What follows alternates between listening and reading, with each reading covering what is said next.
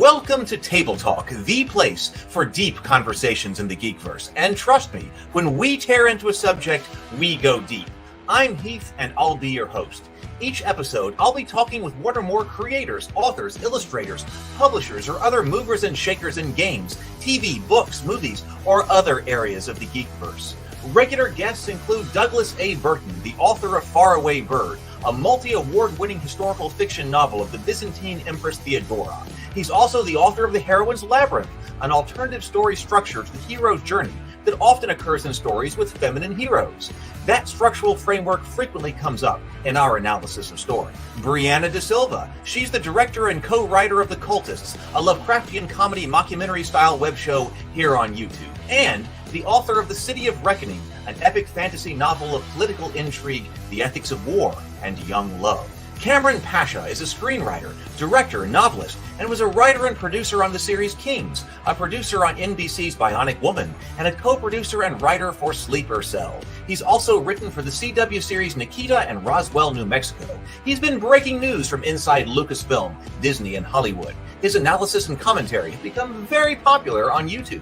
We regularly meet to discuss and analyze stories, and when we do, we dive into graduate-level seminars on story structure and writing. Come on in and let's go deep. And when I say we're going deep, I mean you'd better bring your hard suit. Other guests have included Lou Anders, the author of the Thrones and Bones fantasy novels Once Upon a Unicorn, the creator and publisher of the Norengard RPG, and the author of Star Wars: A Pirate's Price, the book that explains why the Millennium Falcon is on the planet Batu at Star Wars Galaxy's Edge.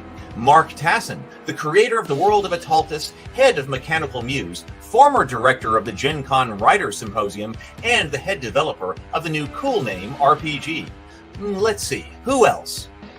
Bond. James Bond. Well, not James Bond. Not yet. Maybe soon, though. But I have interviewed Jamie Stegmaier, the founder of Stonemaier Games, crowdfunder extraordinaire, and publisher of many hit board games like Scythe and Wingspan. Brian Colin, sculptor of the world of Revelo Monster Busts, and the creator of the vast, grim, dark horror RPG.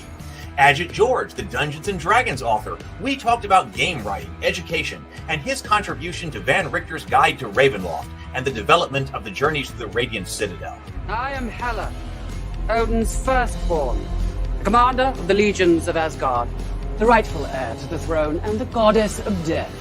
Well, actually, that interview got rather spicy, so I think I'd better just keep that one to myself. Kate Wilson, a YouTuber, actress, host, and prolific geek guru who's now working to make a new show dedicated to the world of tabletop gaming a reality.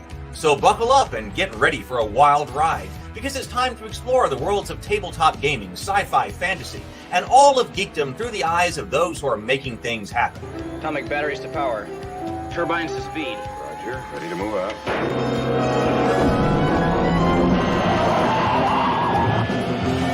It's time for Table Talk. Hello, everyone. Good evening. Welcome to Table Talk. Welcome to my home. Welcome to the office. I'm Heath. I'll be your host. It's so good to have you here. Tonight, we're going to be talking about this really weird movie, Donnie Darko, which I watched for the first time last night. For some reason, I had skipped this one. I'd heard of it, but I had never watched it until last night. But Brianna has recommended that we cover this, especially with the not Christmas theme, Halloween theme. So welcome, Brianna. Welcome. Brianna is here tonight, and so is Douglas A. Burton. Welcome. Hi, everybody. I was like, for some reason, not expecting that you were going to pull me up first. I was just kind of like sitting here. It's like, whoa, I'm on camera now. You're on. So here we are for this movie. You want to introduce yourself, Brianna? Well, you came first, so I guess we could. All right, sure. I'm Brianna. I'm a writer director. I've got a novel out called City of Reckoning, which is like it's not marketed as YA, but it really is a YA epic fantasy novel about some teenagers who get caught up in a war and begin to wonder if they're fighting for the wrong side. But yeah, I'm trying to make my shot in the Hollywood direction because I'm very into directing as well. So that's why I'm off and on here. Talk about storytelling. I feel like that was the longest intro I've ever given. Your turn, Doug, to talk. Well, okay. Well, actually, I forgot about. So yeah, so I put the subscribe link there, but then also City of Reckoning. I have both of your books sitting in the other room. I forgot about. Oh, cool. That. Are they friends? Are they sitting next to each other? They are. They are sitting next to each other. So there you go. Actually, yay. I should have put this up. I put your subscribe link, but here is City of Reckoning. So also City of Reckoning. I should mention. I said this to Heath. He already knows this, but I should say this to people that have been long-term watchers. If you were here for the last conversation the three of us had about world building, that was like extremely helpful for me on a creative level. I've been stuck because this is a part of a duology. There's a sequel. I've been stuck on it for a very long time for a lot of reasons. And that conversation completely fixed that once and for all. So I'm really, really grateful we had that conversation. I've officially been working on the sequel. So that's awesome. I also feel a lot of times that what we discuss live has immediate application at times, which is rare. Awesome. That's such a good thing. Yeah, I reread the book, so now it's fresh in my mind. That's Sable awesome. Does make a good point that I this one is just broadcasting on Table Talk tonight, so we will see the new channel. So you're right that does. I didn't think about that. That does mean that it's not possible to super chat because we can't just super throw chat money at the screen. So I'll have to think about that. Maybe what I should have done was not make that transition until we can super chat over here. But nonetheless, yeah, maybe. I didn't think about that. Not too late. Next Brianna time. and I were talking about. Well, I don't think I can start it on another stream. No, I just mean for next time. Yeah, for next time. Yeah. So we will see. But yes, tonight at least we are exclusive. I didn't think about that. I was talking to Brianna. This afternoon we were tired. Like I talked to Brianna. Like we've been pushing it hard for the past couple of weeks, and so the lethargy kind of hit me this afternoon. And yeah, I did Zero the Blade. I was even late this morning on the morning grind because I was trying to launch the Goodnight Sword on Indiegogo and there was problems. And so the extra information it needed. So I was an hour late this morning on Indiegogo and on Goodnight Sword. No, on the morning grind because of Goodnight Sword. But I was there. But I put it out on the Discord server that I was late. All right, Doug. My name is Doug Burton. I am an author of historical fiction. I wrote a book about Byzantine Empress Theodora, book one of what's going to be a 3-part series. I'm currently writing book 2. I'm about 20% through it.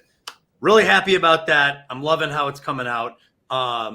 If you like historical fiction, I think you'll find that Faraway Bird won't disappoint you. I do a lot of world building. I use a lot of the strategies that we discuss right here on Heath's Geekverse. And while writing this, it led me to an alternative narrative structure that's called The Heroine's Labyrinth. And that is a separate book that is written and being produced as we speak. In fact, today, an hour ago, we have what will be probably the final or near final cover design for that book. Ooh, very excited about it. In fact, Heath, if you want, I could show it. Oh yeah, sure. Bring it up. Yeah. Bring it up. In fact, Brianna, you might like this too. So it's about 90% complete to what I think I'm going to have here. So there may be still some alterations before it's finalized, but right, a few there might be, but it would be minor alterations for the most part. So anyway, this is an exclusive little sneak peek here. You might have to stop sharing your screen, Heath. Oh. There it is. Oh. Ooh. So if you notice, Brianna, Arcane was a cover that I thought was cool right there. Got your Art Deco going on there. The total Art Deco. The idea was, whoops, where did it go? The idea was that, where did it go? I guess I lost it. That's crazy. A product. It was supposed to look a little bit like His back. A labyrinth, as well as Hollywood. And she's supposed to look both classic and futuristic. I think this kind of does both. We're going to get rid of that little cupcake on the top of her head. And we're going to put the star that's in all the tarot cards up there, and down here. And we're going to change this font a little bit to be a little bit. Yeah, I was going to say that font doesn't seem like it'd be easy to read. Well, it breaks it up, especially in fact, we're going to use this font. I don't like this design. It looks cool up close. It does not look good far away. But this is the font that I want to use for the cover right there. So, but anyway, this is the design that we're probably going to go with. So anyway, that's a little, it just happened about an hour ago. Cool. Wild Barley is here with us tonight. A friend of mine says, I haven't thought about this movie in ages. Great film. Yeah, it's funny because I also watched it only for the first time this year. And it was because a friend of mine, a writer-director friend here in Denver, she had mentioned it randomly as one of her favorite films. And so I was like, I should go and see this. But yeah, most people, when I mention it to, they're like, oh yeah, I saw that so many years ago. Like this one girl was like, oh, I was obsessed with that in middle school. And I'm like, I feel really late to the party, but oh well. It does give off like a high school vibe. There are high school elements to it. Absolutely. Yeah, like it made for a younger crowd, I guess. But so I saw this back in 2008 for the first time. Now the movie came out in 2001. Hang on, let me go over to mine, and then Sorry. So I'm Heath. Yeah, I just launched this morning Goodnight Sword. That's my medieval take on Goodnight Moon. All right, so there are people who didn't get it on Kickstarter when we launched it on Kickstarter a couple of months ago or whatever it was.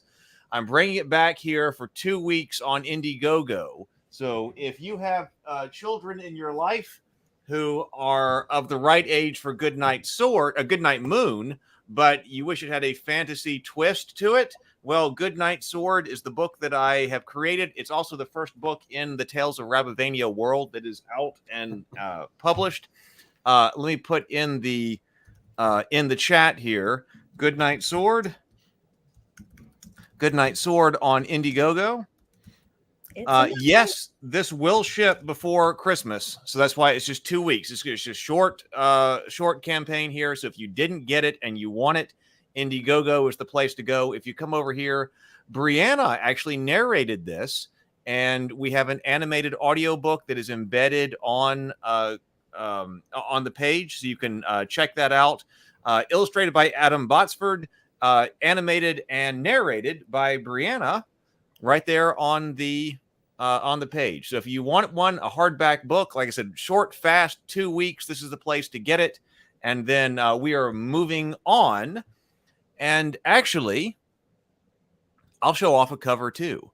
I was telling people, I sent out the first email to the list generally today that the next story that I'm bringing to Kickstarter, and I'm going to launch that right after Goodnight Sword. So we're doing Goodnight Sword, and then we are doing this right here, which is The Trial of St. Gabriel, the dark story of the Christmas Massacre. And this is the mock-up of the cover that I just put together, and that'll be part of the preview, but I'm going to send this to some other people to get it cleaned up and make it look really nice. So The Trial of St. Gabriel, I know James Bacon has read it. Brianna's read it, sent me feedback. Doug just read it, and I'm going to get feedback from him in another day or two. So I've been getting feedback from beta readers, and I'm going to do another draft of it. And then right after Goodnight Sword, we will launch The Trial of St. Gabriel on Kickstarter. Awesome. So, there we go. That's a cool looking cover, Heath. I like it. Thank you. I think it's got some atmosphere. So Sable wants, this is regarding yours, signed copy, wanting a signed copy of yours, Doug. Awesome. I can't wait to hand you one. Love the design. So lots of positive stuff. Is that a reference to the Metropolis? I don't know if you saw that. Is that a reference? It's not a direct reference. So we were trying to find we had a woman on the cover, and it was kind of from the tarot card, but it narrowed down the ethnicity to one ethnicity, and it also made it look a little bit like a fiction book instead of a nonfiction book. So I said what I would really like is for it to be a mask or something that's a little bit more classical, that the idea is it could be any woman as the heroine. I wanted it to feel a little classic, And with the Art Deco, it actually looks both classic and futuristic, and that's what I think is really cool. So anyway, but I know what you're talking about. But well, you've got pulling the same vibe psychologically, because you're like, you watch Metropolis, it's like, this is an old movie, but it was futuristic. Oh, actually, that's a great point.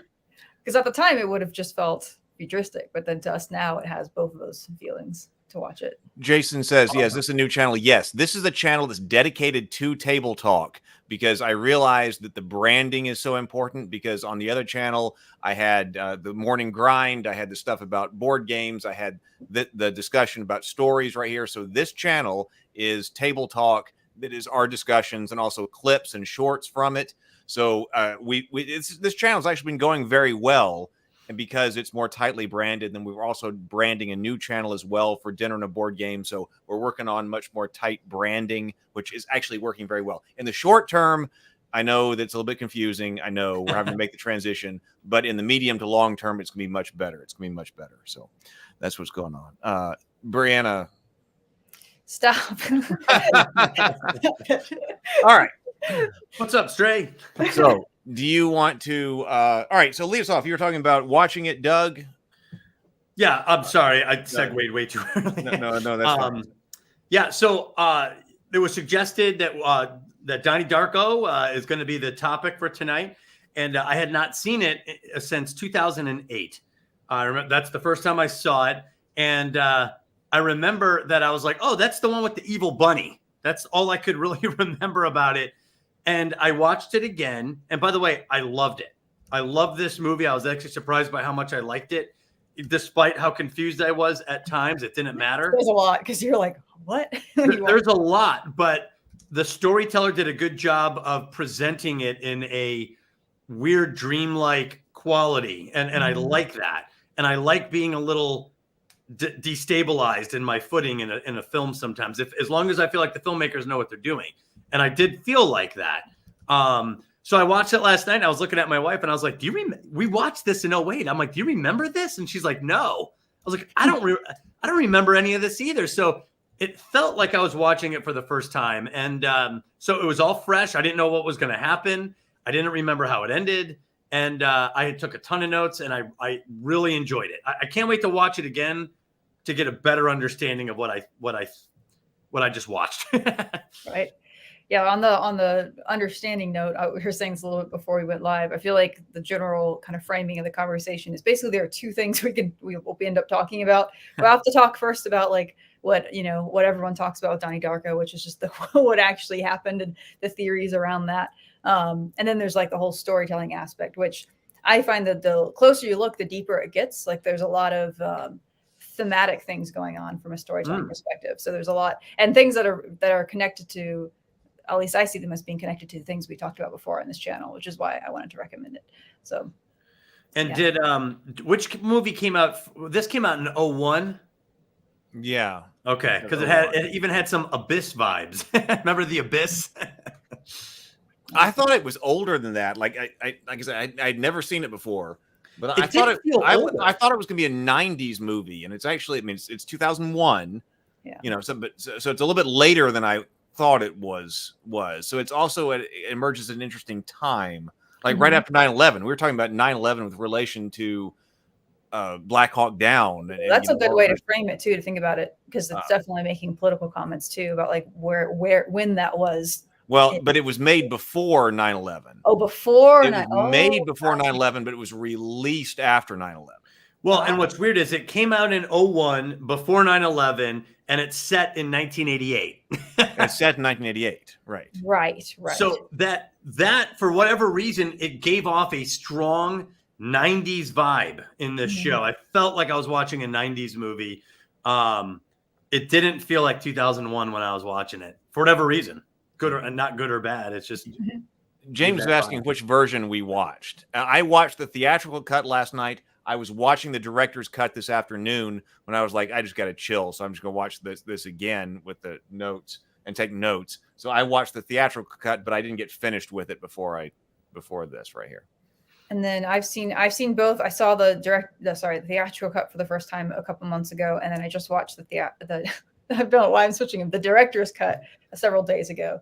And then I've watched a bunch of like YouTube commentary on it too to try to understand it. I watched the theatrical cut, like straight up. I watched all that. I took all my notes off of it. Like I said, I fully anticipate going back and rewatching, and probably also including the director's cut in the future. It seems like a fun movie to try to unpack. Most of it's a cult classic, and like I think a lot of the fandom of it that has come out since it's come out has been people dissecting it and even arguing over what's going on there. Yeah. Well, and it's funny seeing Jake and Maggie. Well, how do you say it? Gyllenhaal? I don't know. I believe that's right. I believe that's yeah. right. I always said Gyllenhaal, and my wife would yell at me. It's Gyllenhaal. So it was just funny seeing them so young in this. I mean, they look like teenagers in this, and there's a lot of other actors and actresses in this. You know what's funny? This is another star-studded cast. It is a rather star-studded cast. What's bizarre is 2 nights ago, my wife and I started watching The Fall of the House of Usher. Oh, I can't wait to see that on Netflix. And what's weird is while we were watching it, Crystal's like, "Who do you think that is?" I'm like, "That's Mary McDonnell, the woman, the actress from Dances with Wolves and Independence Day." I was like, "That's Mary McDonnell." And then a few more minutes into it, I was like, "Oh my God, there's the actor who plays Elliot on E.T. He's in that." Oh, cool. And then I watched Donnie Darko, and Mary McDonnell's in this, and Drew Barrymore, the other actress from E.T., is in it. So I was like, that's completely bizarre that you would have Elliot and Gertie from E.T. in back-to-back movies with Mary McDonnell in both, and these movies have nothing to do with each other in time, genre, or anything else.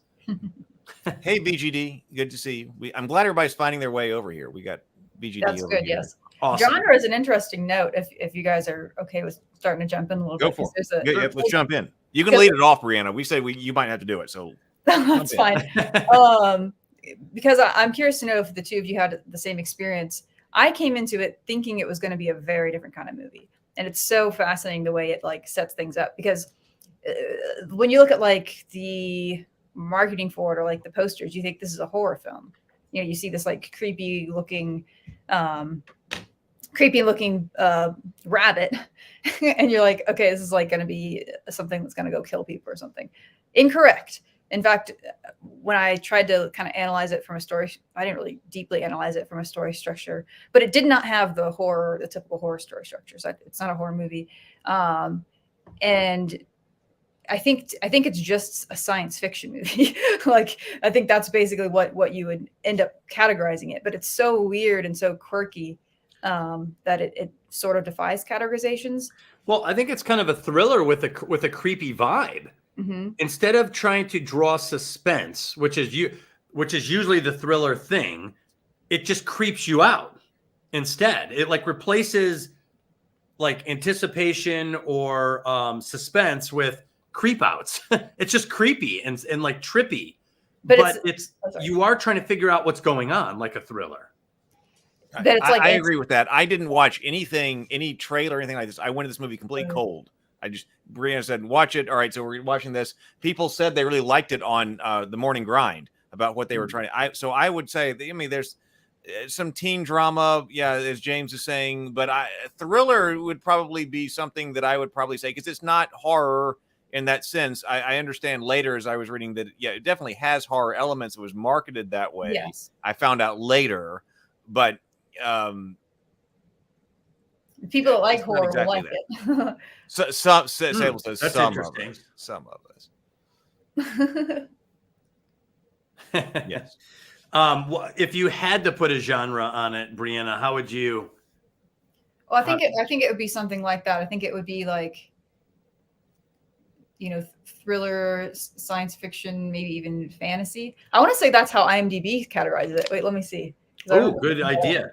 Because sometimes that's very telling. Usually IMDb is pretty accurate. You know what movie it reminded me of, and I wrote it in my notes, is Fight Club. Actually. I actually have not seen that one yet. You haven't seen Fight Club? No, but I will. Oh my God, here's what it puts it as. IMDb puts it as drama, mystery, sci-fi. What does it classify Fight Club as? Just out of pure curiosity. Drama, Yes. mystery, sci-fi. Fight Club is just drama.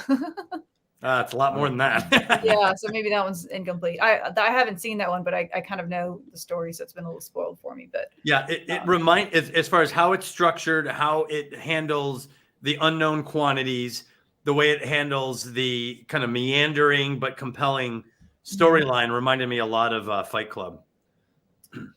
Yeah, it's one of the things that's interesting about the dark elements too is that they're not in the direction you expect them to be. So like when I was watching it, I thought that it was setting me up to expect that Donnie, the protagonist, that he was just a schizophrenic that was going to have this creepy rabbit that was going to start telling him to do things, and that he was going to end up like killing people, going on like a killing spree. That's what I was fully expecting. Was like it was going to be some sort of negative arc for this character that he was going to, but it's not. It's like the exact, not exactly opposite, because there is an element of the rabbit telling him to do things, but he ends up being a savior figure. Like he's a complete opposite from what you think he is. Yeah. So yeah, and he ends up being a very empathetic character that you really root for. Well, and to I think it was Sable's point. There's where it feels like there's mysteries being unraveled. I remember the first time when they're like, R. Sparrow wrote that book. I was like, oh, that's the woman. Oh my God, the book right, and the woman. it. But then I was like, I have no idea how that ties together. So I felt this thrill of connecting two dots that went nowhere for me. I was like, and that's one of the ones that is actually in the director's cut, is you see a bunch of snippets from that book. Oh. Yes, that are explaining a little bit more what's going on. Okay. Yes. And it's okay. I still think the theatrical cut worked. And just to be clear, I don't mind movies that leave you hanging, that don't tell you. Like Birdman, another movie that I love. Oh, I like Birdman, yeah. Birdman, I love that movie, and it's very ambiguously concluded. You can interpret it multiple ways, and I've heard multiple versions, and I was like, that one makes the most sense. And I was like, nope, that one makes the most. I was like, actually, all these make the most sense. I don't know what's going on. This movie has a little bit of that where it doesn't wrap up, and you are left to try to figure it out. And it doesn't make sense either way. And then it also makes sense either way. Like it kind of works and doesn't no matter which way you go. It's really interesting. Yeah, it gives you a bunch of clues and kind of lets you put it together if you can. Yeah. It doesn't hold your hand. And so it's an interesting storytelling approach. We're kind of talking story before the thing itself, whatever. Just talk the way you want to talk. But because you can make an argument that which I don't agree with this, but this is an argument you can make that every story should give enough information, right, that you have the answer by the end. And that, you don't, because you don't want people to be frustrated or confused. But I really just think it depends on the story. Like some stories are meant to be dissected. They're meant to be, conversation starters. This is one of those. And then others are meant to be something that you can engage with a little bit more relaxed and casual. You kind of sit back and let the story come to you. So it's like, this is a story that invites you to kind of interact with it. So yeah, it's almost like it's not quite interactive storytelling, but it's more, it's like almost a step between actual interactive storytelling and then, the passive experience of it. Yeah, I agree with that. I think a good story will give you all the clues unless the intention of the story is to deny that. If the story is intentionally misleading, intentionally dreamlike and incongruent, then you're just not going to get all the answers. And certain stories work very well like that. I think this is one of those stories. The existence of the rabbit archetype, I think, is a really strong indication that this is intentional. Because, you can't have a rabbit that's like inviting you to come somewhere without immediately thinking of Alice in Wonderland. Like it's a direct, reference, which you also see in, like, if anyone has seen, what's that called? Us. That was a horror movie, but that one has similar dealing with rabbits, and you have a very strange, dreamlike weirdness to that movie. And that's, those rabbits are often associated with that because we're thinking about Alice in Wonderland. We're thinking, okay, it's like a subconscious and conscious clue that be like, you're having a dreamlike experience right now. You're going into a weird other world. And may not understand it all at first. But oddly, in the director's cut, as I got to, they didn't go Alice in Wonderland. They gave Watership Down. Yeah, they did. And we do have 10 people watching. We've got 10 people watching. That means you must all be on the new channels. That's fantastic. Awesome. Please do subscribe and hit the like button because we got 4 likes. So if you're here watching, please do hit the like button. Yeah, I was going to say, too, there is something about rabbits, as Heath would know with Rabbivania. But what's interesting is the first comic book that I picked up and read, and it got me into comic books. I don't even remember what it was, but I remember the panels. And it was a guy who hit these animals on the road. And there was this rabbit that he hit with his car. And this rabbit came back to life and followed him. And I'll never forget flipping through and seeing these rabbits and then other animals that were roadkill with these red eyes that were following these motorists. And I was like, it creeped me out so much. So when I see rabbits, it sticks with me. I don't know in why this movie, you can't get more of it. You couldn't come up with a more demonic rabbit if you tried. I don't think. Yeah, You're right. it was something I talked to Heath a while ago when he was designing the the stuffed animals for his world. I was like, you have to be really careful because it's so easy for rabbits to be creepy. Like it's so easy. You have to go out of your way to make them not creepy. So just like keep that in mind. Yeah, they could be like cuddly. Anthropomorphic they get, the creepier they get. Yeah, the lightest nudge makes them into like evil. Yeah, I don't know why. I don't know. It's something about them just hits some uncanny valley or something. But the mentioning of Watership Down, I think, is important because, in my opinion, the connection with Alice in Wonderland is it permeates our culture so much that you don't have to reference it. Like just having the rabbit in fulfilling that role kind of already conjures that connotation. But Watership Down is a lot more specific. And there's a very specific thing that happens in that story specifically. Do both of you know the story of Watership Down? Bizarrely, I do not. I started to read it once a long time ago, and for some reason never finished it. So I do not know the complete story of Watership Down. I saw the cartoon when I was a kid. Okay. And was shocked. I was like, oh, a cartoon! It's rabbits. It's like Bugs Bunny, and then there's like dead rabbits and blood. I was like, oh my god, this is like an adult cartoon. Yeah, it's fun. I have not seen the animated one yet. I have it on my list to see. I have it on Max on my watch list. But the book is, genuinely one of my favorites. It's so well written. You'll definitely like it, Heath, when you get around to reading it. But I will fill you in, Heath, because there's a main character in one of the main characters. I guess he's the secondary main character, Fiverr. So he has a vision. I think it's a vision. It's been a couple years since I read it. And so he kind of has almost like he can see the future kind of a situation, kind of like someone else. And he senses that something terrible is going to happen, that the home where these rabbits live, something terrible is going to happen. There's going to be blood. There's going to be death, destruction. And there's a quote. There's that part when he's talking about it from the movie, from the animated version is in this movie. Where he's, having this vision or whatever. And so it's a warning. But Fiverr ends up saving a bunch of these rabbits' lives because once they know the warning, some of them end up leaving right before some humans come and destroy their home. It's very disturbing, sad scene. But that's relevant. I know. Yeah. Nim. What a great reference. Nim. Yeah, I was about to say. So there's personified and then anthropomorphic as well. So the rabbits in Rabbivania are definitely anthropomorphic, right? So I was about to say, don't worry, that's going to be a bloody story. Brianna's already seen some of the scenes in that. Have you read Christmas Story? Yeah, I know. I also have a bloody Christmas story coming. When I go, I was talking to my and it just becomes bloody. I know. I was talking to my brother about this last night. I was saying that when I go whence dreams come, it ends up being a dark, bloody, and violent place. A bloodbath. So that's good. The secret. Twas the night before Christmas is how it all starts. But anyway, so that kind of goes into what's going on. So let's go ahead and talk about that because basically what's happening, I'm going to give the general sense because the details are up for discussion, but there's general things that I can say confidently from having seen the director's cut and watched commentary and stuff. So basically there's been some sort of a glitch that has happened that has created an alternative universe. So there's and it has a limited time period, 28 days, whatever, it's going to be destroyed. everyone in that universe will die and they'll cease to exist. And Donnie is the only one that can stop it from happening. So he's basically he's the character kind of like Fiverr in that sense, is that he's getting the information that something terrible is going to happen. And there's an action he has to take in order to save everyone. And return them, basically, like all of the people in that world will return back to the original universe.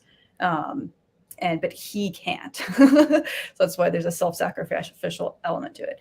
And in the alternative universe, he dies. So he has to make things happen that way. By him surviving, it created, and that's what's worse. The controversy is it because he survived? It's like there's some of the details of how it works is where people get into the discussion and debate. Wow, that I have a completely different take. I was about to say, is that what you got, Doug?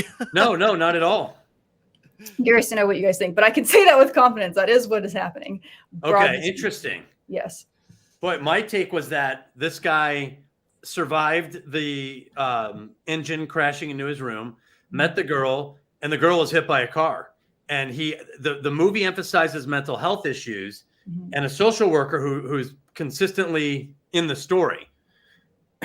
I took it as this was him walking through his life since that engine crashed in, meeting the girl, and then doing everything he wishes he could have done. I would have burned that dude's house down, selling the book in the school, that son of a bitch. You know, I would have burned his house down. I would have thrown an axe right in the middle of that stupid house. You know, all those things you think about but would never do. You're like, oh yeah, it'd be great if I did that. Well, you can't do it because it's illegal. It's psychotic. He's like, well, in this fantasy, I'm going to do all those things. And I wish I had died. And I feel like he wished he had died instead of survived. And having survived, he went back through his life since then and imagined what he would have done if he didn't care about anything. That's what I thought happened on some level, but I've only seen it that once. That's an interesting take. That's a really interesting interpretation. Yeah. God, this must be. I mean, was that what you got, Heath? When I watched it through the first time, the theatrical cut, I thought that he had died. Interesting. And that's what I thought when I first watched it too. I think that we were watching. I guess kind of what you were saying. I thought he was like in limbo or something. Yeah. But I thought that we were seeing like what he was going to do. You know, as his life is passing before his eyes, as he's dying in his room. So I thought that he did actually die in the bedroom. Now, what Brianna's talking about is when I started to look up stuff about this movie and the explanation, and people are talking about the living receivers and the living dead, the living dead or the dead, what all these different things. That does come from the director's cut, which has that information from the book that that woman wrote. And so the director's cut does tell you that what's going on is you're looking at an alternate universe. So you wouldn't know that. I didn't pick up on that by watching the theatrical cut. I would never have known that. Like my initial thought was, oh my God, he died. And that was, but I also love Doug's interpretation. Yeah, I love that then too. So I was intentionally going back. Then because I didn't watch anything about it. Then I read some commentary about it. Then I started to go back and watch the director's commentary, and it talks about a time loop because it does start with him in like on the road, right? Almost like narcoleptic. Yeah, that's one of the theories that he's done this loop several times already. Right, and that he's going through this loop through time. Yeah. But there are some issues with that though, because it's also like that seems inconsistent with what the book is saying. That seems like it's just after the engine falls for the first time is a tangent. Yeah, it's not supposed to happen. But the reason he survived that it doesn't exactly. I know, but the reason he survived that plane engine thing is because he wasn't in his bed because he was sleepwalking. Right. Because Frank called him out. Frank saved his life. But I think that's something you can superimpose as a reason in retrospect. Meaning, so to be honest, if I survived a plane crash like that or that event, and I met a girl, fell in love with her high school love, you know, that young, innocent, like love and then she got run over by a car. That's going to be a traumatic event for me. I'm standing right there. It just happened. So mental health justified. It took a hit. You know, your identity took a hit. There's a lot of problems there. I could see saying that this guy, and you shoot some guy. I mean, you have a handgun and you shoot this guy right in the eye. I mean, that just the image of that would probably be difficult to ever shake for the rest of your life. I could see, if I was in this world, the Donnie Darko world, saying all those narcoleptic moments was Frank calling me, like going back and adding that into the story, which is, that's how I felt this was. This was him in a mental health crisis, you know, almost one that's not getting any better, going back into his life and adding and filling it in the way he, like in his fantasy.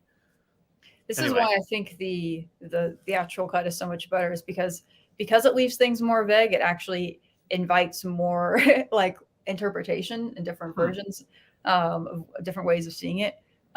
Which while may be less satisfying, I think that's kind of cool from a storytelling perspective. Because yeah, I mean, literally all three of us had a different thought the first time we watched it. Like I thought completely different, you know. So and that's cool. Well, I missed. You know what else cracked me up is you guys are writers, so you guys know it literally starts with a dark and stormy night. Yeah. It's just like credits and just thunder and everything. And then it like turns into morning when you see the visual. I was like, this starts with a dark and stormy night. Unbelievable. You're never supposed to do that. Check this out. He survives because his mother doesn't get on the plane if he dies. He survives because, oh yeah. See, there was a whole bunch of weird things like that about the story that if you think about it, you're like, that's literally a paradox. Frank calls him out of bed. Frank calls him out of bed, but the only reason Frank is able to do that is because he dies in the alternate universe, and that gives him powers to communicate with Donnie. But the only way that happens is if Donnie survives. So it's a paradox. There's a whole bunch of things like that in the story, like doesn't make any sense. But that might be on purpose. That might be part of the, this glitch that has happened in reality. Basically, is causing all these weirdness. Well, didn't they say that the serial number was rubbed out on the engine? It was burned, so they couldn't identify it. That's the whole point of having a serial number. Okay. Okay, so it got burned and they couldn't read it. Mm-hmm. And no plane landed and said, oh, gee, I'm missing an engine. Yeah, and so that was that. I guess it burnt because it went through the wormhole. I'm confused on that one too, because basically in the end, the way he fixes things is he takes it off. You see, like when his mother and sister are in the airplane and it shakes and there's a terrifying moment. He's using his powers to take the engine off and return it to the other timeline. I think. Oh, really? Boy, I gotta watch the director's cut. Once I say that, even if you watch the theatrical cut, you'll understand that. You'll be like, oh, you'll see it happen. Because there's something about an artifact, and the engine is the artifact. Right. Well, it has that red spiral on it.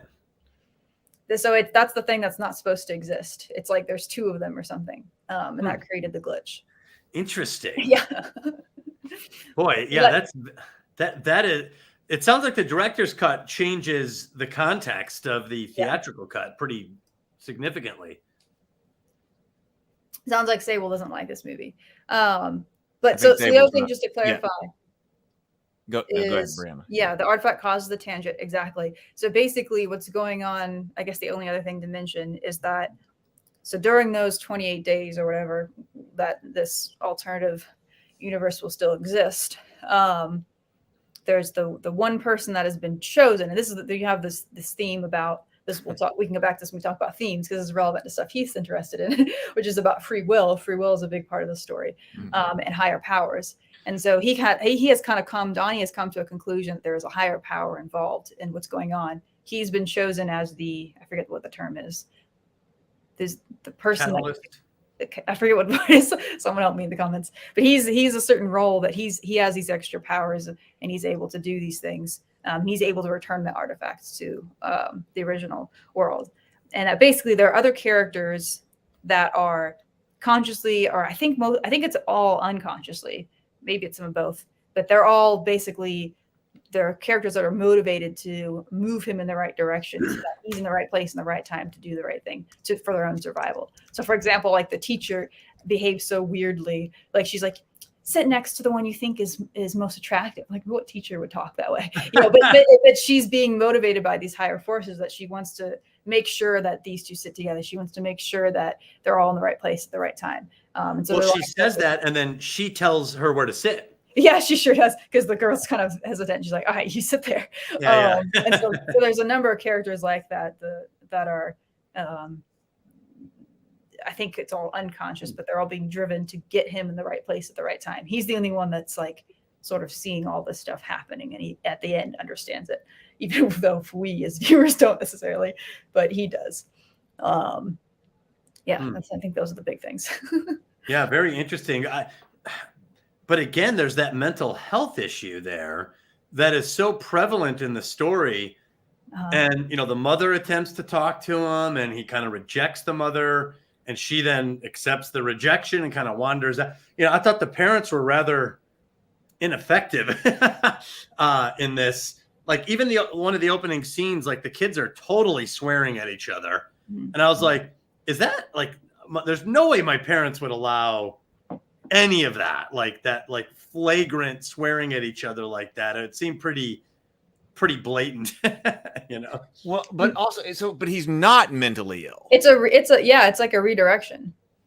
It's no. Well, I said that at the moment that James says Donnie definitely has a mental illness. I thought there's still a prescription in one scene, but in his medicine, the prescription though is actually, which is revealed in the director's cut, a placebo, and it's not doing anything. No, wait. Oh, so that was only that was only the director's cut? Yeah. Oh no. Okay. So I know I did watch that, and I was like, oh, maybe I missed that, and I was rewatching that. So in the director's cut, at least, I was watching that. The therapist tells him, you can stop taking your medicine now. It's a placebo. It's just water. Mm-hmm. But they were pills. Yeah, they're not doing anything, and it's the reason why is because he doesn't actually have a mental health problem. Because he doesn't have a mental health issue because he's actually experiencing these different timelines that he's trying to deal with. Yes. Well, then you know what? The director's cut and the theatrical cut are two different movies. It sounds like it. Yeah, well, I think you still pick up on. I think the theatrical cut still implies strongly enough to me, anyway, that he's not actually having a mental like he may have mental issues, but they're not schizophrenia. That like the things he's seeing are real. I think. Yeah. Well, he definitely comes across as extremely depressed. Right. I thought that was weird too, Sable. Sugar pills. Yeah. Okay. Well, I mean, they did. If they said it was a placebo, I missed it in the theatrical cut. No, it's not in the theatrical cut. Okay. So yeah, he came across as heavily depressed. And even that song in the end, which is a great song, Mad World, very catchy. It captures the majesty of real self-loathing. It implies, the dreams where I'm dying are the best dreams I've ever had. Mm-hmm. Which is what I thought he was he was imagining. It would have been just better if I died instead of survived that crash, which is a mental health type of remorse, or one way to kind of fantasize a serial fantasy. It would have been better if I just died, in this crash. Or in war, happens to a lot of soldiers sometimes, where they're like, survivor's remorse, or where they wish they just didn't make it back, because then they don't have to deal with all of that came after. But it sounds like it can't be true based on the director's cut. There's also another thing going on. I don't remember how much of this was in the theatrical cut, but there's definitely a clear journey that he's going through with death. Like he starts out, like he's starting to figure out, what is it? It's so sad. It's like one of the things that I find most sad about the story is the loneliness thing. Like he's starting off there, you hear this theme of loneliness, and the thing that the woman whispers into his ear is every living thing, which something like everyone dies alone. Every living thing dies alone. And that really bothers him a lot. And he tells the story about the dog, his dog that like went under the porch to go die there, just to be alone. And you see him like I think as he's starting to realize what he has to do, he's resisting it. But then he eventually accepts it. He accepts that that's what he has to do. Because this is one thing that I do think is only in the director's cut, is the therapist tells him at some point something like, because he's saying, you know, what does he say? I can't remember what he said. He's talking about, he's one of those times when he's under hypnosis, and he's talking about, so, you know, kind of driving these sort of visions of destruction and whatever. And she says something like, if everyone dies, if all these people die, it'll just be you and him. It'll just be you and Frank, which is horrifying. Like in an apocalyptic scenario? Yeah, something like that. Something about like how it seems to me, what I'm reading it as is he's realizing that it's like, it's all them or it's me. That like, I die. And so, but no, none of them will ever know. That's the thing. That's why it's so lonely, is that he makes a sacrifice so that everyone else survives, but no one ever knows that it happened. No one ever knows that he did this, because all this will be erased. They'll have sort of a vague memory of something from the other world, but no one knows that it really happened. So it's like a very heroic thing, but also like just incredibly tragic. But he makes peace with it, because you see him laughing in the end.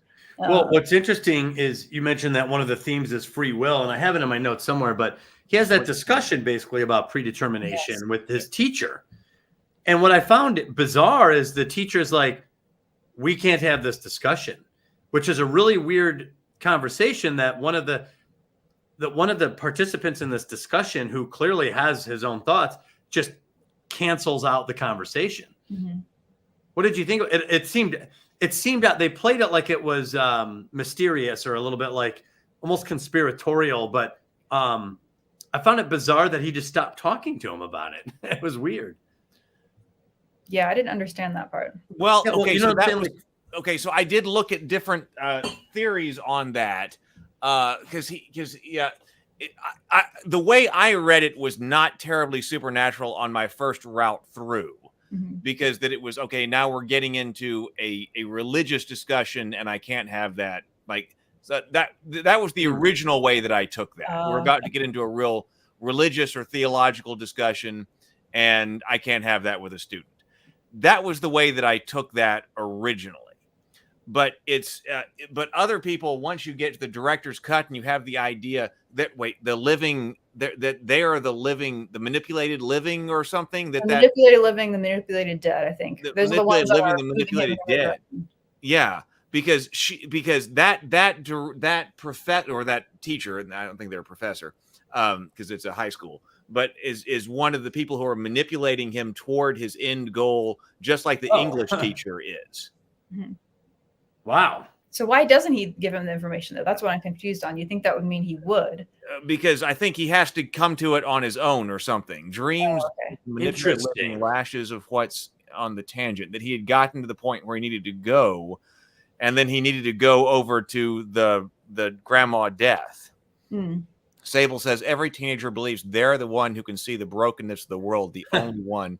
And the fact that he's made a martyr at the end is a validation of his teen angst. Oh, that's interesting. That's interesting. That's why it's a cult classic. It validates the displacement of those who are growing up at the start of the millennium. Oh, interesting. Okay. Yeah. That's pretty deep. That is deep. That's very deep, Sable. But Sable, I was the one teenager who did figure out the brokenness of the world. Oh man, that's interesting, because it does have that teen vibe. Like when you, and I know it's set in high school, so you're going to get some of that. But I felt it while watching it. I remembered that teenager angst. I remembered the confusion, and it's definitely chock full with teen angst. That's for sure. But they capture it a lot. A lot of shows, it feels artificial, or this is what corporations think teenager life is. This kind of captured it. I kind of remembered the feelings while watching it, you know. So that's an interesting take, Sable. Yeah, I mean, I agreed with that, because even though I actually had forgotten it was 1988, but there's a lot of there's still a lot of 1990s in it. It feels like, and I think the music has brought that up. People in the comments have brought up the music in it still kind of brings that out, which is actually one of the phrases of this, that might be a 1980s phrase. Brianna will have to tell us about other phrases that they used for the young people like her. But when millennials millennial, no, I'm a millennial, but some of these categories are kind of but when he says I'm going with, oh yeah, I thought that's like, who says that? Who says you're going with? Because I had forgotten. Is that a regional thing? I thought maybe. I'm sorry, what? Maybe it was a regional thing. I'm not sure. Well, it could have been. It could have been. But then I remember it's 1988, so it could have been different. But the phraseology when I was in high school was going out with. You're going out with someone. You're not just going with someone. Oh, interesting. That you're going out with. And I thought that's just so odd. But it could be that was a 1988 thing. I don't know. But it was always going out. You're going out. Now, the question is still great. I love that they're like, do you want to go with me? Where do you want to go? I thought it was interesting that she said that. Yeah. Because that's something like your parents would always say. Well, I'm going out with her. Well, where are you going? No, I'm not. We're not. We're just going out. We're just going together. That's yeah. Well, what's interesting is on the line of music is that one of the first songs after you see his body in the street in the opening is the name of that song is called "The Killer Moon," and the band is called Echo and the Bunnymen. Echo and the Bunnymen. I just thought that was interesting that they went. They had to have done that on purpose. Of course, yeah. The depths of how far can we push this? BGD says, I saw this movie when it came out. The movie was and is meant for young audiences, people who still entertain the possibility that the valuable universal truths in life aren't few and far between. See, I think that's what I thought this movie was supposed to be, and I guess that's why I skipped it. I thought, I don't know, the name Donnie Darko was some kind of real young, something for a teen film. I guess that's what Richard Kelly was 20-something when he wrote and directed this. Youth is writ large all over it. Yeah, going with was real slang Midwest. Okay. It was so. I also wonder temporally because in the 1990s, like late 90s, it was going out with. And therefore, because aren't few and far between. BGD is continuing. Just to say what he was saying, I saw this movie when it came out. This movie was and is meant for young audiences, people who still entertain the possibility that the valuable universal truths in life aren't few and far between, and therefore they feel comfortable taking the time and reflection to look for that high degree of meaning in a film like this, even though it's devoid of any. Well, I don't agree that it's devoid of meaning. Well, I think the only thing, if I have any critique of this movie, it's, and I don't even know if it is a critique, it's just a possible one because I still like it the way it is. But I do wonder if it's kind of trying to do too many things because it's definitely like, I feel like if you have, your plot-driven stories, your character-driven stories, I feel like this is a theme-driven story. I'd be curious to know if you two agree with this. But it's like dealing with, I think I counted like 4 or 5 different themes. And as a result, it gets a little muddled. But I don't know. I don't even know if I really consider that a critique because I still like all those themes and how they're interwoven. And so I find it fun. But well, I would say then that the theatrical release may be better where they don't try to tell you what's going on because it narrows down those themes and it doesn't narrow down the themes. It just explains. It narrows them down in the sense that they're not closed off. Like the theatrical version seems to be much more about mental health, as far as I took it. As a boy in high school going through, he likes a girl. There's that one scene where he's in the social worker's office and he starts unbuttoning his pants, and she's like, it's so cringy. So there seemed to be some mental health tie-ins there. And through the lens of mental health, I felt like this movie made a lot of sense. But when you're telling me in the director's cut, they sealed off all the mental health issues. And it's like, well, now we're all over the place because now we're in like out of world experiences, tangential timelines, and all these other far more fantastical plot devices, which make stories sometimes less reliable or less creative in a sense. But I haven't seen the director's cut, so I don't know. when I'm talking about different themes and also different symbols, here are some of the ones I wrote down. So there's the concept of a savior / redemption and like what that looks like, what a hero is per se, and how that can kind of be the opposite of your expectations. There's the concept of like determinism, free will, existence of a higher power. That's another theme that's throughout the story. Related to both of those things, good versus evil and the problem of strict binaries, which a lot of the political stuff in there, I think, is related to that. And then also loneliness, which is kind of on the teen angst end of things. But so those are some of them. Those are in both cuts. But yes, and I would love to get into each of those at some point tonight, because there's a lot related to some of those. Wait, give me those again then in bullet points. What are they? Yeah. So it's I'm looking down, reading my notes. Savior / redemption, because there's this Savior Christ. Redemption. Yeah, he's referred to both as a Christ and as a superhero at different parts. Donnie Darko, is that your superhero name? Yeah. But that's not a throwaway line. Determinism / free will. Give you a chance to write. That I got for sure. Yeah. And then good versus evil and binaries, basically, in general. Now, when you say binaries for this film, what do you mean? So like the binary of good and evil, like it's two simple things, but it talks about different binaries too, like different ends of the political spectrum. The everything that we do is either love or fear. Like that's true. The love or fear binary, which he rejects so completely. It breaks down, as it's basically talking about how human behavior can't be explained in like two simple categories, and then also loneliness. But we kind of already talked about that one. Going out for me, the loneliness seemed to be tied in with that mental health thing.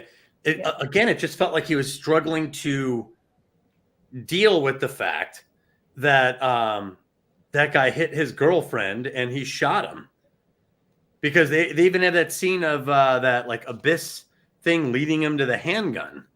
Almost like that wasn't his. It wasn't by accident. It wasn't his fault that he found it, which makes sense in retrospect. If he shot somebody with it, it's not. It wasn't me that found it. It was this other thing.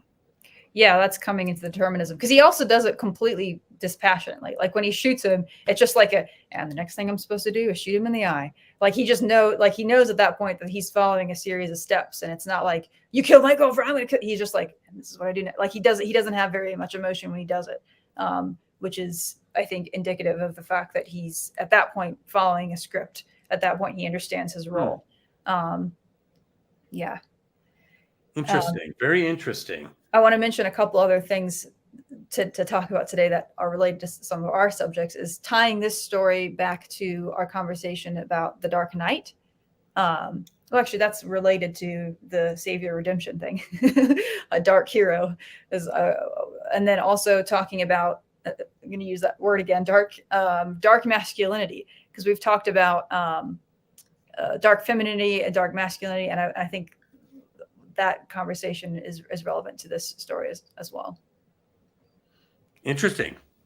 Yeah, and so here's the thing, Sable, though. I feel like so much of adult denigration towards teen angst, I think is not all that helpful, because it is like being a teenager is such a difficult period to go through, like emotionally and psychologically. And I think I don't mean this in the critiquing way, but I really think we should have more compassion for that and for our own past selves. We're always like so ready to dunk on that as cringe, but it's like, except that's part of the human experience that we all go through. So I think that's just part of our experience of growing up. I was going to say that much earlier, which I had brought up before, the terminology, I think they call it talking to now. No, talking to, no. As the youngest one here, I can clarify. Talking to is it's a stage.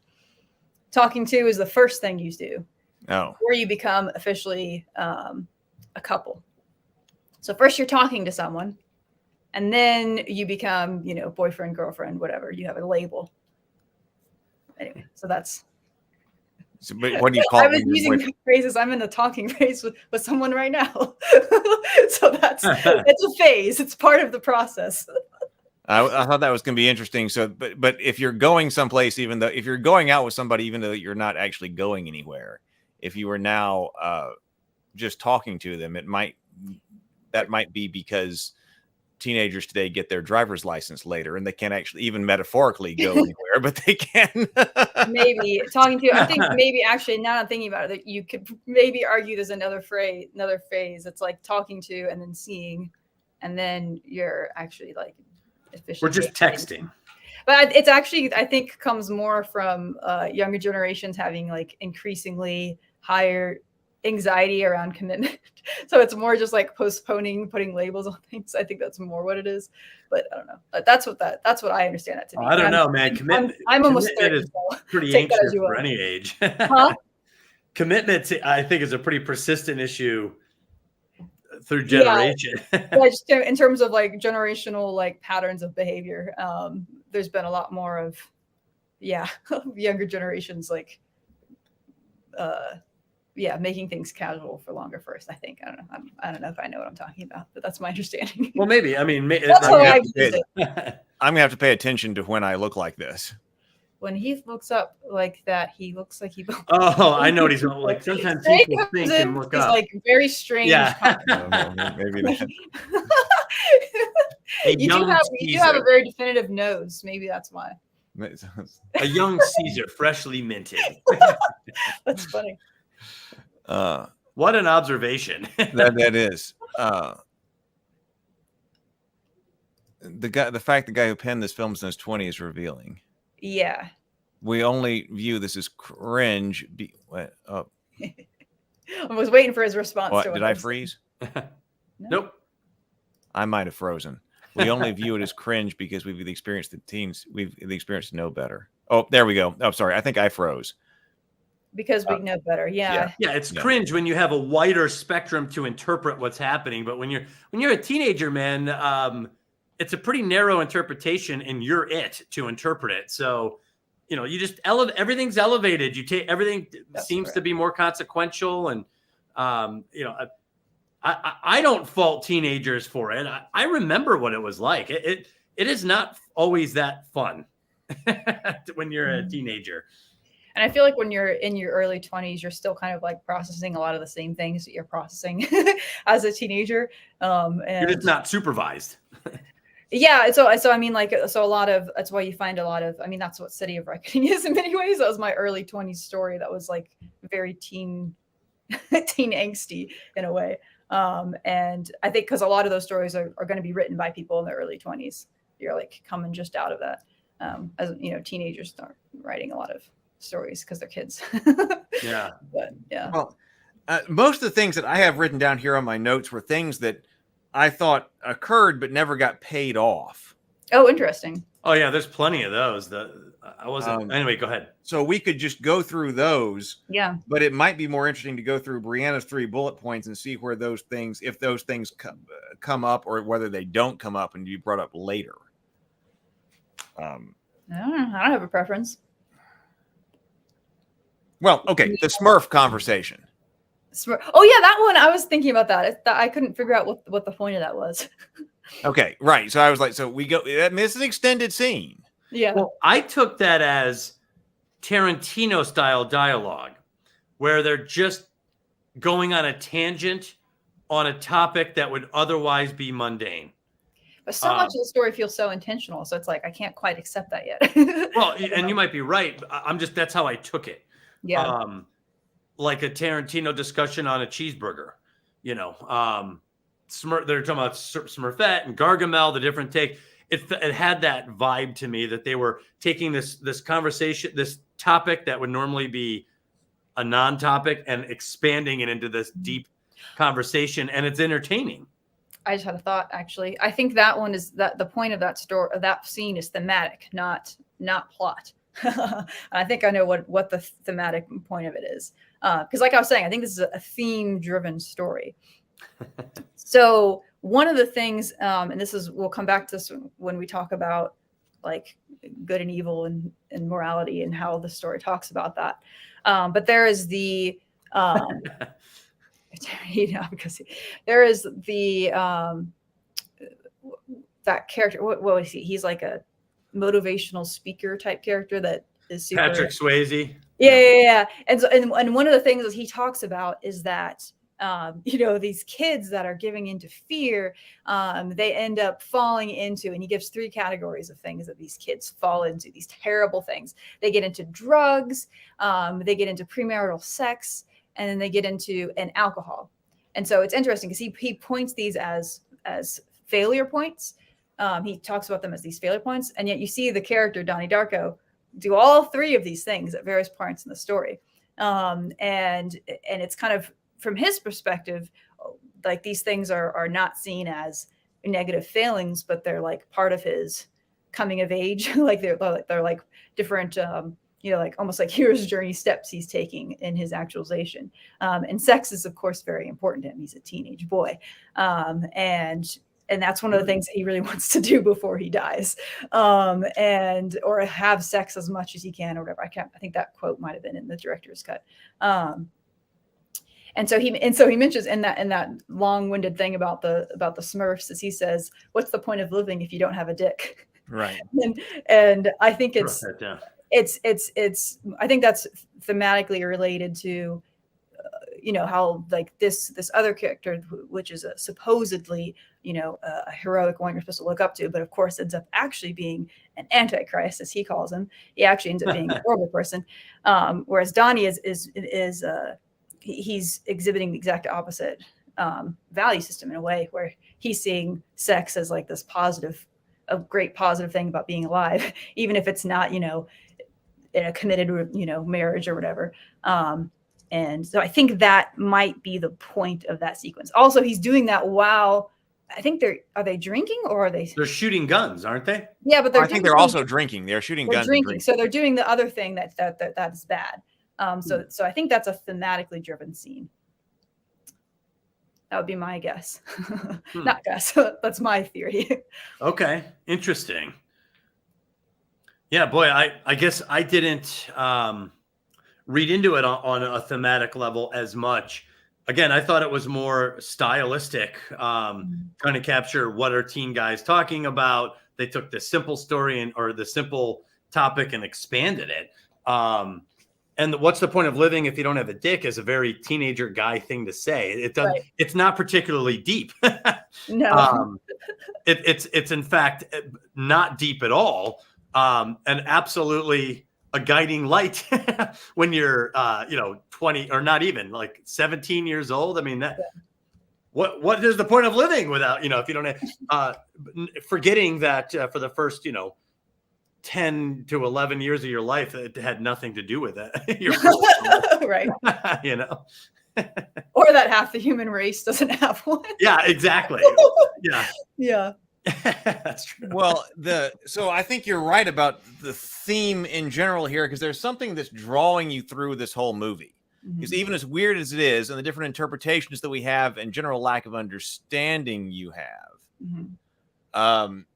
there's something thematically, I think it is theme that is drawing you through this whole movie. Because I didn't want to stop watching it. I mean, it wasn't like I don't understand what's going on, I want to turn this off. I was still being drugged through this movie. Hold on a second. I just thought not drug, led. I was still being led through this movie. Good. Oh, on the Smurfette talk, there was actually another layer there that I think would reinforce Brianna's position. They're like, who created Smurfette? Oh, you're right. Smurfette was created by Gargamel to spy on them, which I think that sounds more indicative of well, that would imply free will. That's a free will discussion because the creator gave her a purpose and she chose to ignore that purpose and go this other way. So there is a discussion there that has some depth now that I think about it. Well, that's that have to do with Eve? A comment on Eve? Yes. They mention Eve in that conversation, right, Brianna? Isn't that right?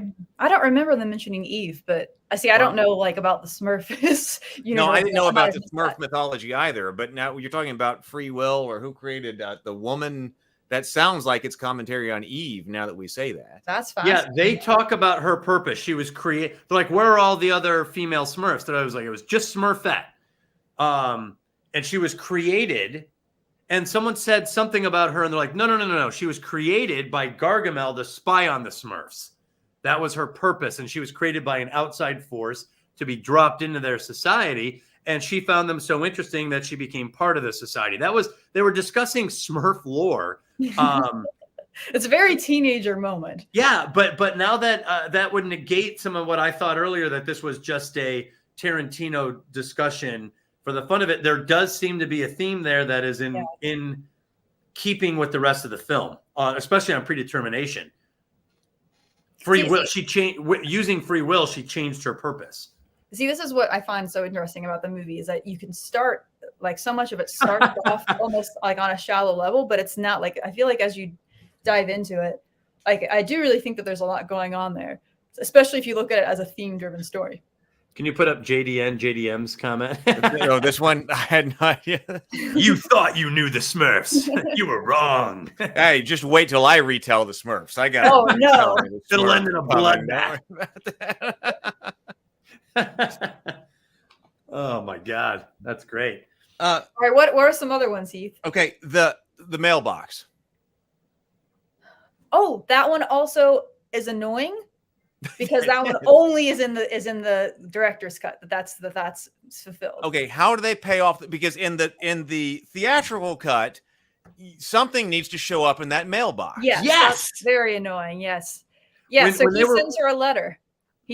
When they were watching her and they're making fun of her and she's like going back and like, oh, nope, nothing in the mailbox. And they say the line, somebody needs to write her. I know, that's very much a problem. That scene would have been amazing if after 2 or 3 tries she goes in and something's in there. I fully anticipated that, and I was like, oh, they didn't do that. Yeah. So he writes her a letter, and that gets, and you hear the letter like at the end. I want to say that there was a letter, even was that in the theatrical cut, but it never reveals it, because there is. Does it reveal what it is in the his last cut? Basically in the director's cut? Oh, you're saying in the theatrical cut that there was something? I don't know. I don't remember. All I know is that in the director's cut, the last words you hear him saying at the end are his letter to her. Oh. Yeah, right? Yeah, that changes everything. I wish that had been it. That should have still gone in the director. He needed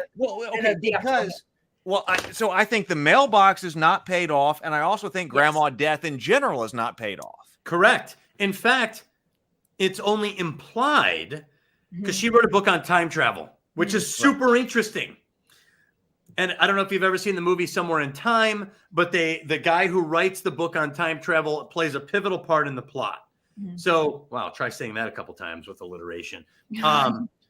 This seemed to be setting that up, that there was some, it's an archetypal thing. The kook who's actually an expert in something. Yeah. She seemed to be that. She's actually an expert in time travel, and he wanted to know about time travel so he can go back in time to kill himself. That's how I was taking it. You're right. They don't really pay that off, at least not in the theatrical cut. Yeah, and it's interesting because I was trying to make something out of, as I was watching it, the religion science distinction, that she was a nun. Oh, yeah. And she had left being a nun and become a science teacher, and then discovered something about the nature of time travel and written this book, and then gone insane with this fixation on this mailbox. Yeah, it's almost Lovecraftian. Right. Yeah, it is. It kind of is. So I was trying to make something about the connection between her being a bridge between religion and science. And when you understand them completely, as she must have, then you go insane, a la Lovecraft. And there was something about this mailbox in time or something that she got caught up with. And I never got that paid off.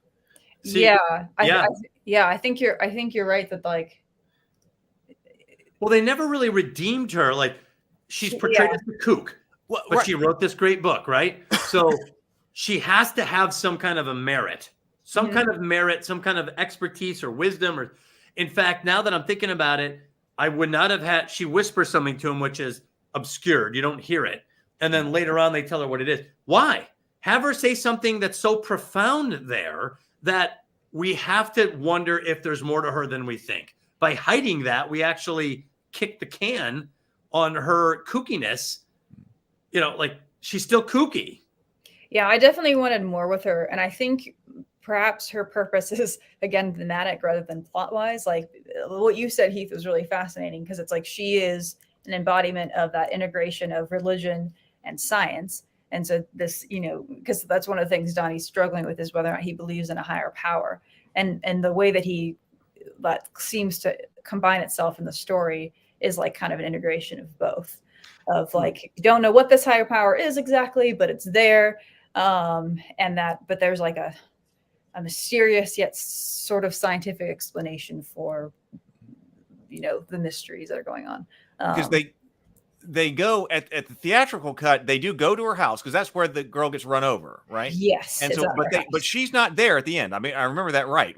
That they go to her house, but like I was expecting her when they go into the basement or the cellar for like her to be sitting there and be all, oh, Donnie Darko, I know you finally come, something like that. Right. Moment. And it's not there. But so I think it's the director's cut, because they go to her house earlier. Is it in the director's cut they go to their house earlier, or do they go to the house earlier as well in the main movie? I'm not sure, because I know that's in the director's cut. He looks up and he sees her because he's knocking on the door and can't get in, and they're like, where is she? And then she's up on the roof, not the roof, but like the balcony. Yeah, and I think that Frank says you have to write her a letter. Oh, geez, that's not. They didn't. Yeah, I think all of that. There's still no letter as far as I know, but no, there is. It's at the very end. Yeah, at the very end. Okay, I didn't get to the very end of the director's cut. I think that part was completely removed for the theatrical. Yeah, the living receiver. I've heard some fan theories on that she might also have the same kind of a role that Donnie does. That she understands everything. She was given. This is interesting, Sable. Actually, she wasn't necessarily a scientific genius. She was just given it.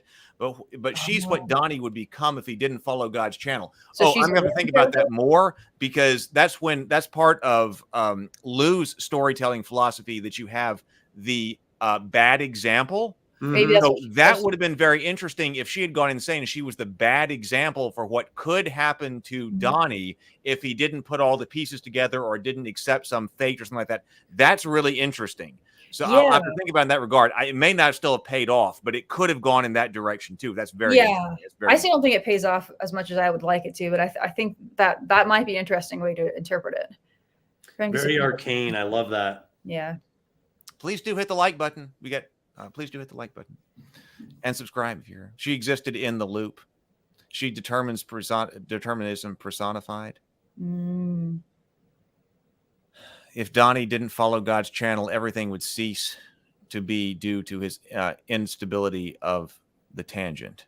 See, that's what I don't quite understand is if she's also a living receiver, did she not have the same short period of time that he did? Like that's the timeline they're confusing. Well, that would make their communication that much more important, right? In my opinion. Like if as the writer, if that's my strategy, then she's a mentor. Actually, she would be a mentor archetype. You would think she would be a mentor archetype. Yeah. Now she could be the bad example. I do like that idea. She could be both.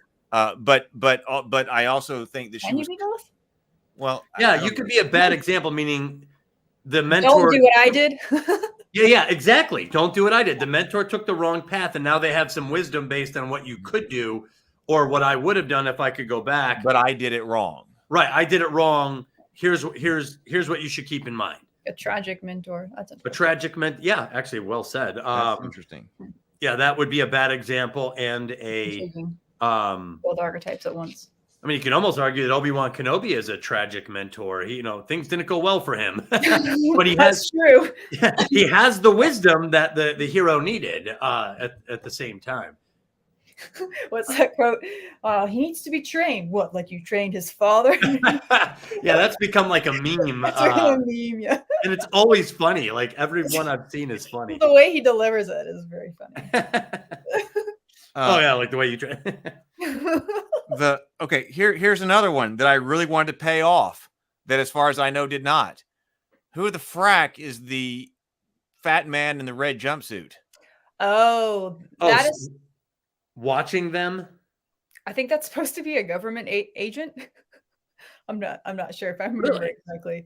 Yeah, that part does not make sense to me though. I actually thought it was played just for laughs. No, it's definitely I think it's supposed to be like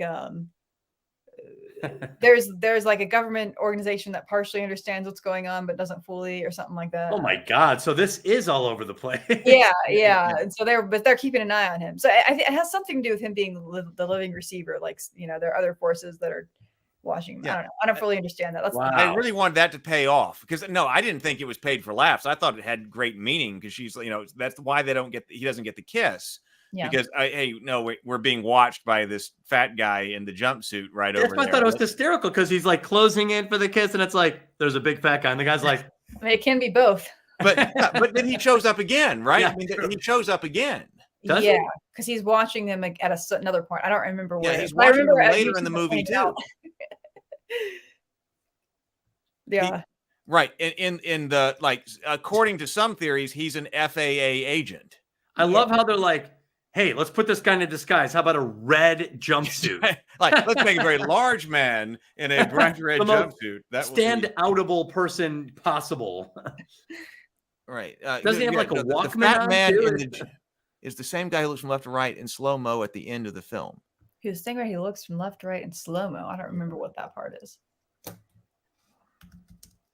We're all just like, oh. Wait, standing around in the street? Sable? Like when they're all looking at they're taking out the...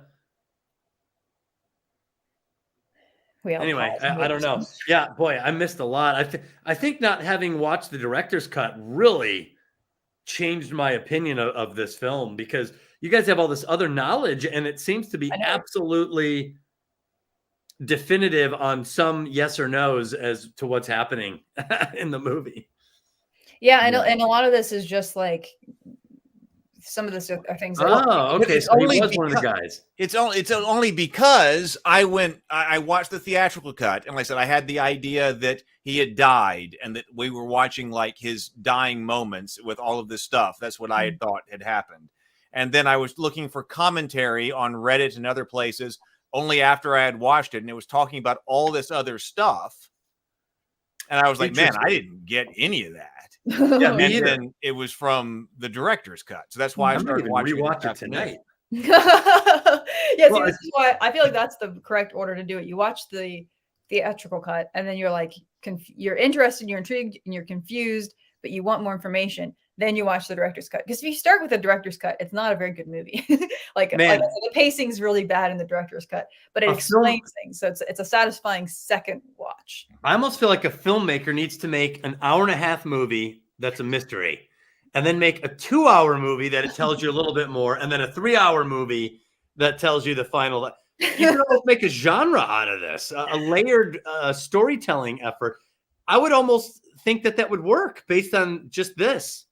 I was watching an interview with James Cameron before the most recent Avatar film came out, and he was talking about how his reaction to the new world of streaming was that he was like, I'm not scared. I was not scared of new technology. I think we just need to adapt with the times. One of the things I would love to be able to do is like, you have your theatrical movie, that goes into the theaters. It's like the right length that you expect in a movie theater. And then also have like a longer miniseries that you can do that can be released to the streaming channels. And that's what he ended up actually doing with that, or I don't know if he's doing it with this one, but they're doing it with one of the Avatar films coming out. Oh, wow. So he was saying that like, that's what I would like to do. So maybe he didn't actually have those plans in place yet, or he couldn't say that they were happening. I think that would be cool. But yeah, he's definitely doing that. That's going to be one of our Avatar films. There's going to be like a 9-hour version that you can stream, and then like a 3-hour movie. Well, a really good storyteller can make the story completely different with every extra 30 minutes that you add on to the story. Just like this, it recontextualizes the story, what you're saying, closes off some things, opens up some others, has all this other terminology in it, and every time you add 30 minutes, the story changes. I mean, you could almost make an art form out of that. That would be very interesting. I'm just sitting here thinking about like the creative challenge involved in that, and like how enjoyable. Oh, it would be very difficult because you'd really hard. Consistent. I love hard things. Yes, exactly. You'd have to be very consistent, and you'd have to understand. It have to work on each level. It have to work at each level. It have to be equally entertaining. So exactly. Yeah. I think it could be done as long as the filmmaker or storyteller understood how it all is put together. Right. Well, sounds like what you were saying. You have a plan for it all. Yes. It sounds like what you were telling me before we started about what you wanted or thought could happen with the Christmas Story. We have the short story, but then yeah, totally. Yeah, I actually really like the Christmas Story, and part of me thought that it was imagined as a longer story, possibly a screenplay, and was condensed almost into a short story. But yeah, you could expand it and every expansion changes the story completely. That's what a lot of writer directors, their way of getting into directing is they make a short film. This is like a super common thing these days. And then that short film is such an interesting concept that it gets expanded into a feature. And people are like, oh, I really like, that's funny, Stray. Yeah, I really liked that short film and I liked that concept. And then it's like, then that's easy. Well, I think that's a line in the movie, isn't it? She checks the mailbox like I checked the refrigerator. Doesn't he say that in the movie? Oh, is that a line in the movie? Oh, I thought so. Should have been. So yeah, well, I think James is talking about, according to the book. I think the book that they expand on, her book that they expand on in the director's cut is what I think he's talking about. James saying that in the book that she wrote, either he makes the decision to resolve the tangent universe, or he doesn't, and everything perishes, and he only has a few weeks to do it. That's why I was saying it makes sense to me for her to also be a living receiver because there's a time limit. So interesting. So it sounds like even the book is different. The book that she wrote, that the snippets are in the what he's talking about is not the Donnie Darko book, the book in the movie, the philosophy of time travel. Yeah. Okay. Yeah, her book, right? Yeah. So what is the significance of the movies that are playing when he leaves the theater to go? I believe that's Burned Down. Oh, very important. Yes. Okay. The movies it's a double feature of The Evil Dead and The Last Temptation of Christ. Yes. The Last Temptation of Christ, I think, is the more obvious one. That gets into one of the themes I want to talk about because we're continually hinting at him being a savior figure. And then The Evil Dead. Oh, it's interesting. God damn it. I actually recently watched the remake of that movie. Well, and The Last Temptation of Christ, wasn't that also the idea that the more of the focus on the human side from the storytelling position that, he has temptations, the less divine side. Kind of.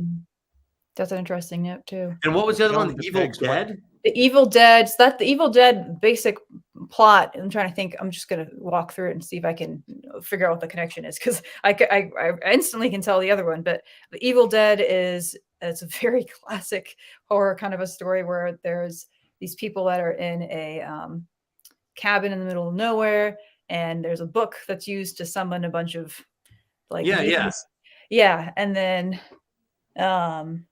oh god, I'm trying to think what the connection would be. I mean, that's what they're watching. Of course, it's intentional. I think every movie in there is intentional.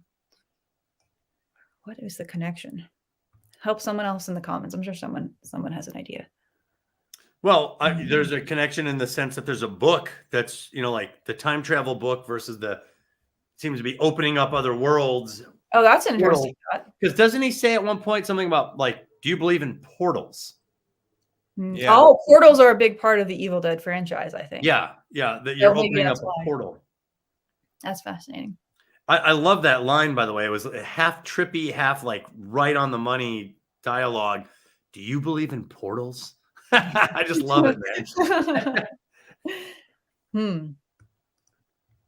So, yeah. And also, there's a lot of talk about a fear survivor, a fear prisoner, all based on this Patrick Swayze book, Jim Cunningham. Oh, right. Yes. I got a kick out of that. And this is why I thought it was more of a mental health issue, because he's going back in time in his head to say the things he wished he would have said. He totally calls him out at the school. What do you think the significance of that was? Well, so that's this. Okay. So this goes into one of those themes, which is talking about heroes and good and evil, which is very related.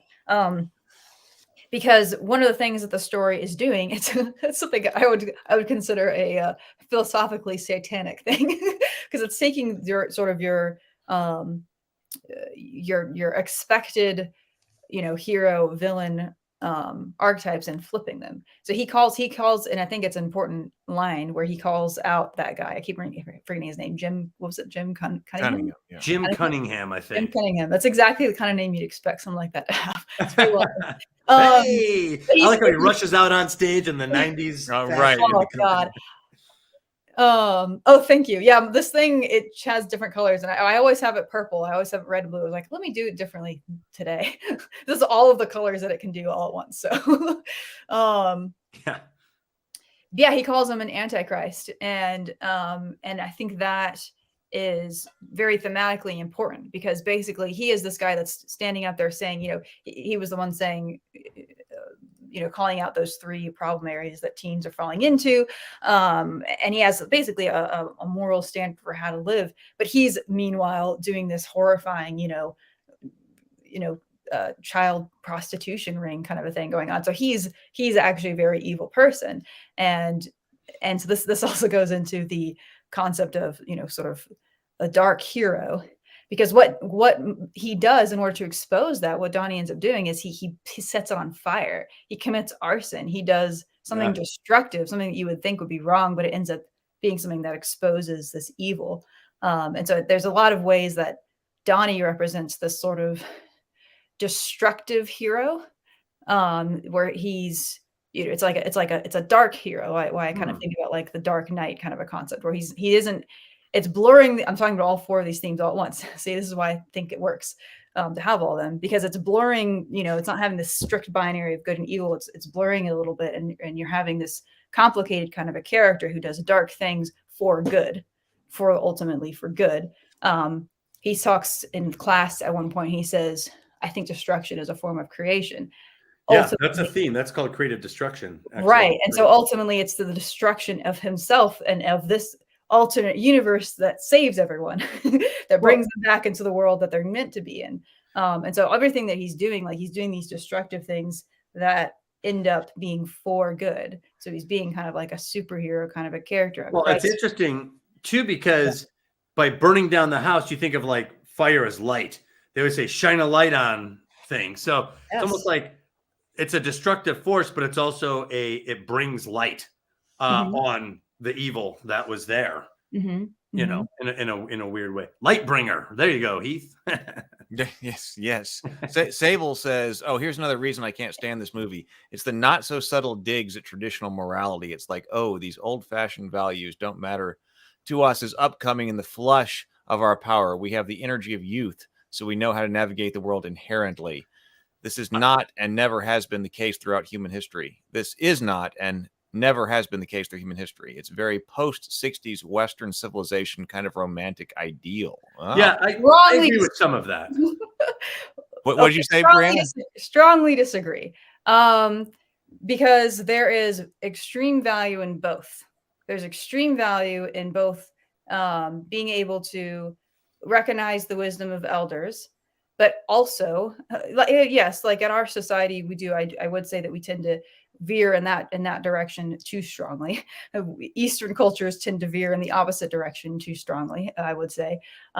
So we're all imperfect. To the contrary, in our society, don't we have dealing with an issue where we, in order for our leaders here in the United States to leave their leadership posts, they have to die?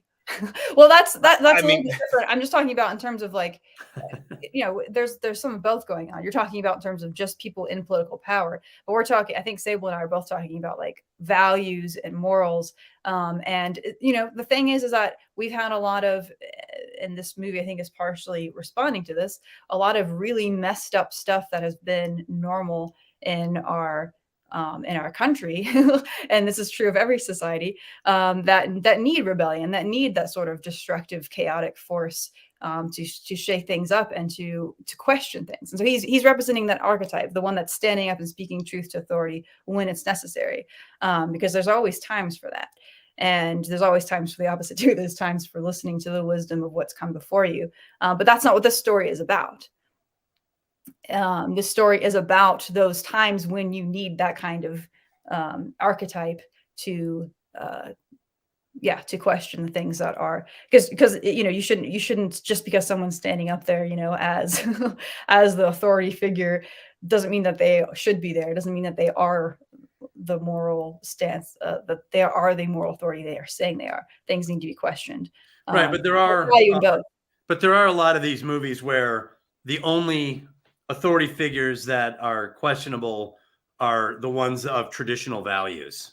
And this movie does have that. And I guess I don't mind if they question that or if they challenge that, but sometimes they do it so heavy-handedly that it does take away, I think, a little bit of the effect.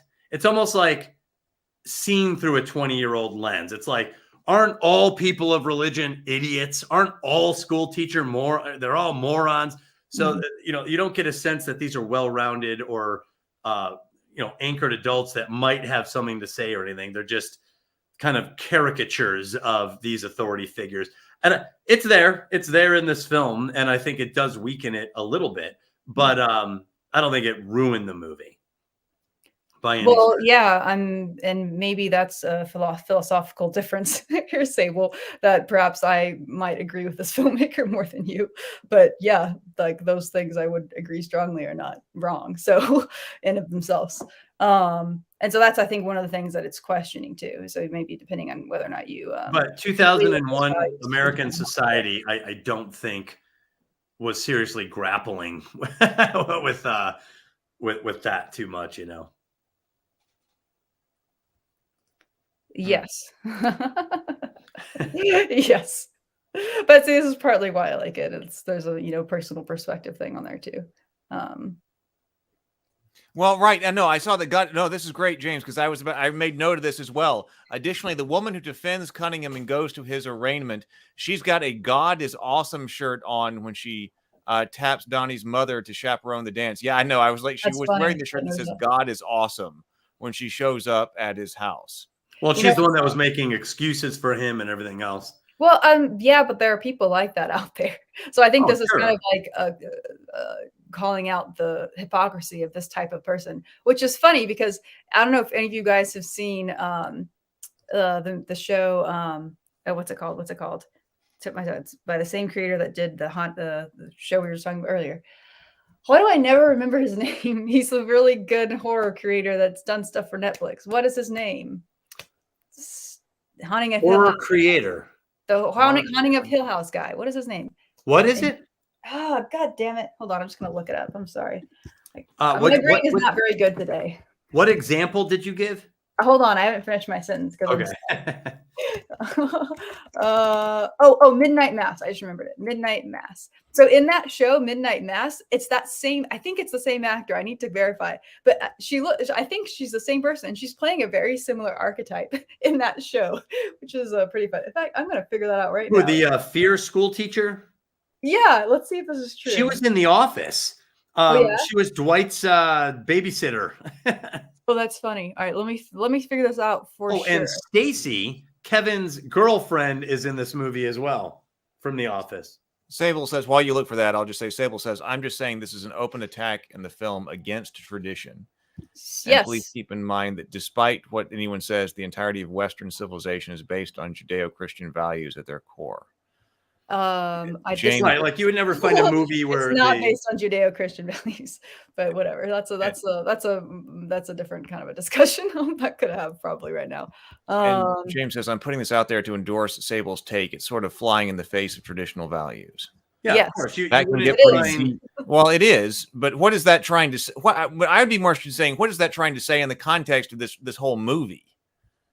Like, is this movie, we said this is about like a tangent universe and all of this, and that actually makes more sense in the context of what you said, Doug, earlier about this is what a guy wishes that he had done. If you're 16 or 17 or if you could relive this traumatic chain of events, suddenly you go off and you do all these things you would never do. Remember, like in the movie American Beauty, Kevin Spacey's character, I'm wrong. It's not the same actor. She just looks so similar. That is really funny. Anyway, okay, that's funny. Oh, she's a similar face. Well, there's other stories like this too, where a person becomes enlightened, and they start like the Office Space. Remember, he's like, you know what? I just don't care.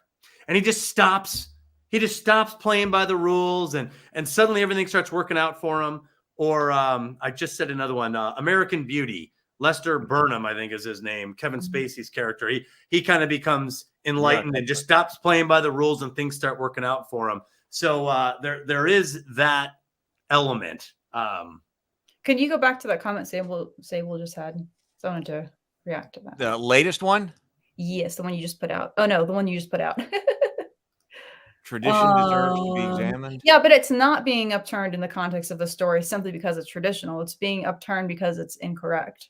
Because it's not actually improving people's lives or whatever in the way that it says. Like it's I think it's specifically calling out hypocrisy, I think is probably how. Well, I know, but you do see, and sometimes it does get taxing, and I think it weakens films. It's in one direction. It's an easy target to simply make fun of religious institutions or religious leaders. You wouldn't find a lot of movies making fun of like a college professor, arguing against the church as the villain. You know what I'm saying? Like you wouldn't see the counterculture portrayed as one-dimensionally, and I think if it was, you would find it equally weak. You'd be like, well, that's not, there are people like that, but sometimes if it's portrayed so one-dimensionally, it can weaken the story a little bit, or sometimes turn somebody off. That can happen. But you should never write based on whether you worry about turning somebody off. You should always write because you it's need a to good know story. what your goals are with the story and make sure that whatever you're doing is supporting those goals. Now I'm curious what the other comment was because I saw it had my name in it. It said not to call Brianna out specifically, but the modern take that Western civilization isn't based on Judaic tradition is a postmodern take that's not even supported by history, much less philosophy. I'm not trying to make a value judgment, merely a cultural one. I'm not saying it's ideal or even preferred. It's just a historic one. We are, of course, very influenced by Judeo-Christian values, but I think it's more accurate to say that we're founded on Enlightenment values. I think. Okay. I mean, I would say Enlightenment. Where does the Enlightenment come out? But even Enlightenment values are coming from the Judeo-Christian. No, they're not, guys. They came in spite of them. But they still came from Western civilization, flagship. You had Spain, England, France. They were still Judeo-Christian cultures at their root. And I think you're right that some of the argument came despite them. You could even say the Protestant church is in protest of the Catholic Church. And some of these movements came despite the cultural traditional roots, but they are still coming from Judeo-Christian. Just like, for example, when I'm reading stuff on like feminism, they always talk about, patriarchy is like a Western civilizational concept. No, it's not. You'll find it almost everywhere. So sometimes I think they act like Western civilization isn't what it was. But some of the most revolutionary and enlightening thoughts have come out of these societies where these traditions were still rooted. So. Of course. I'm just saying I have a bone to pick with that phrase in particular because to me it's simplifying it.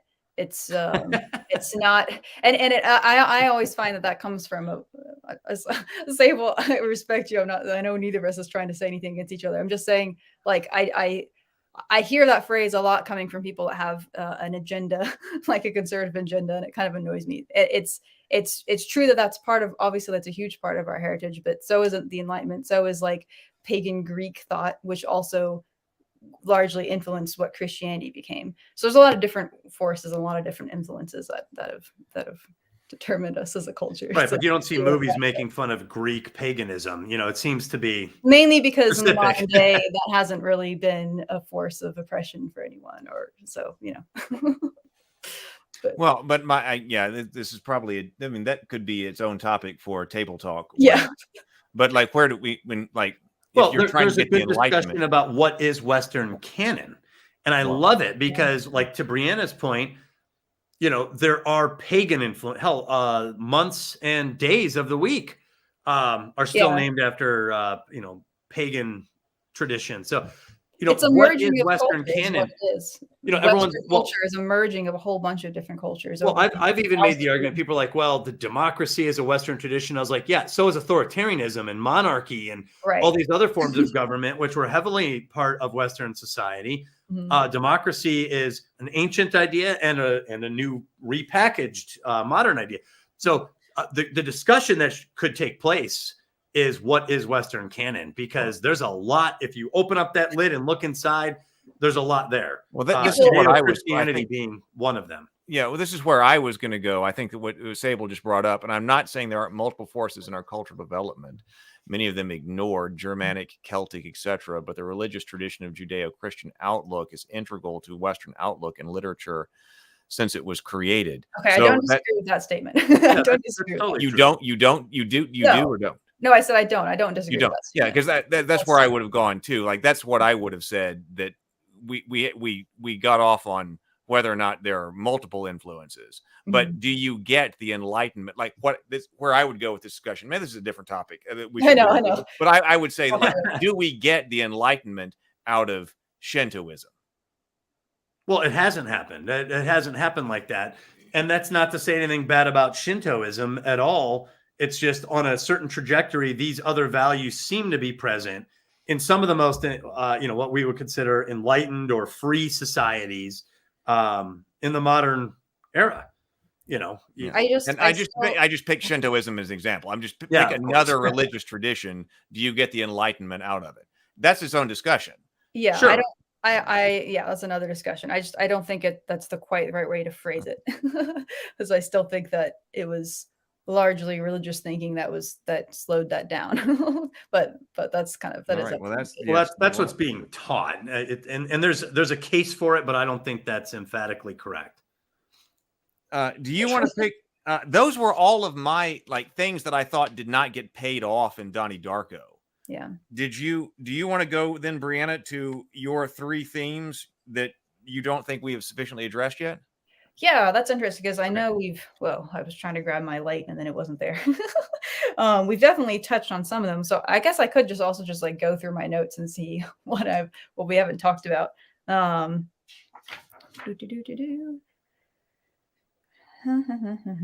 was going to ask you guys, what do you think the role of the social worker is in this?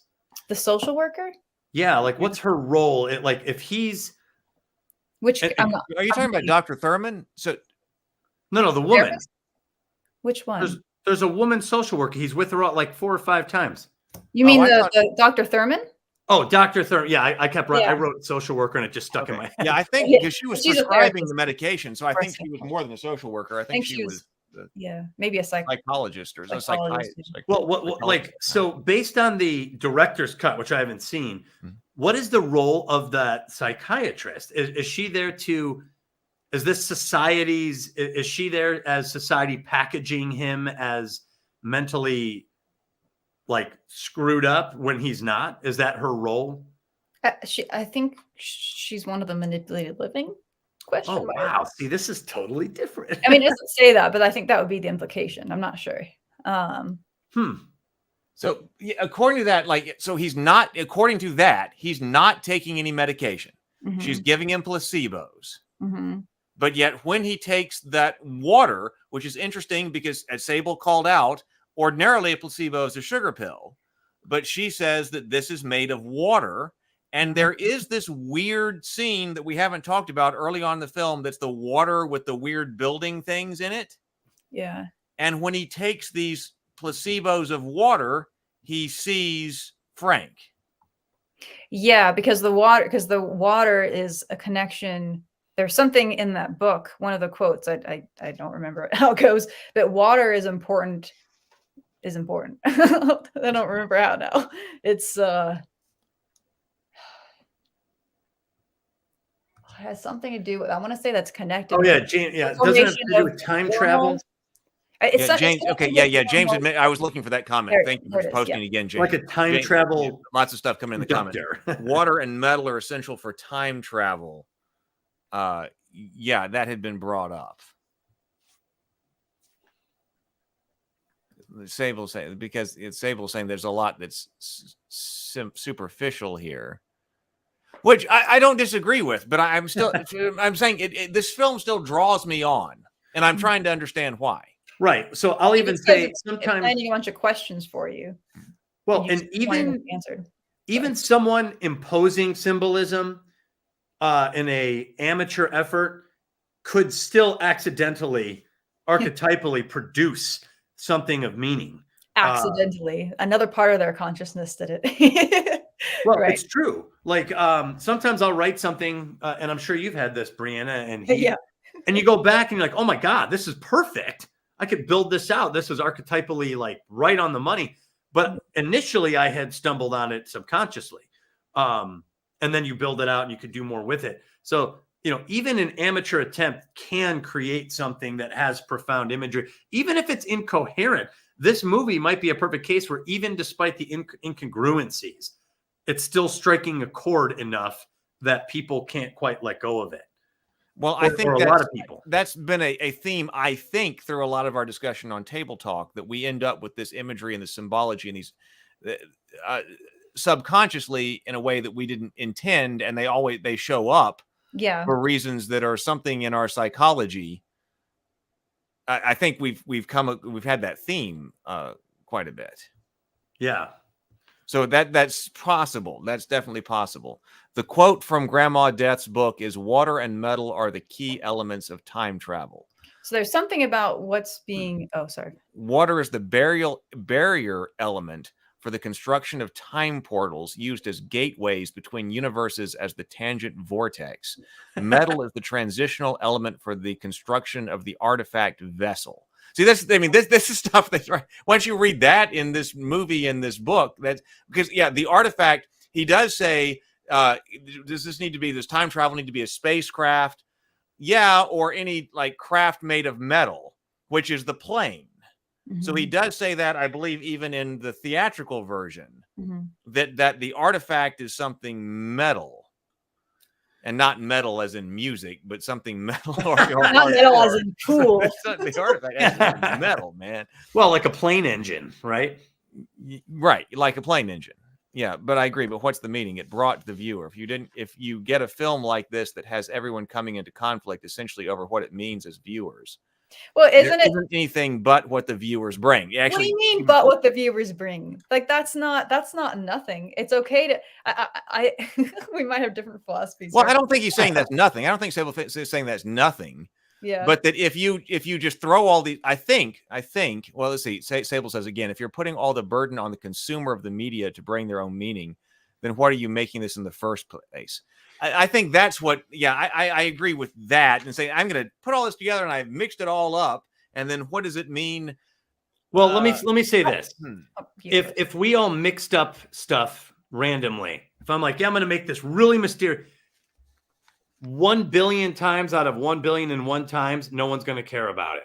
Mm-hmm. It's going to sound incongruent. It's going to sound stupid. It's not going to be made into a movie. People are going to say this doesn't make any sense, and it's just going to die because it's all jumbled up. Every now and then somebody does something that's jumbled up, maybe incongruent, like this movie, and it doesn't die.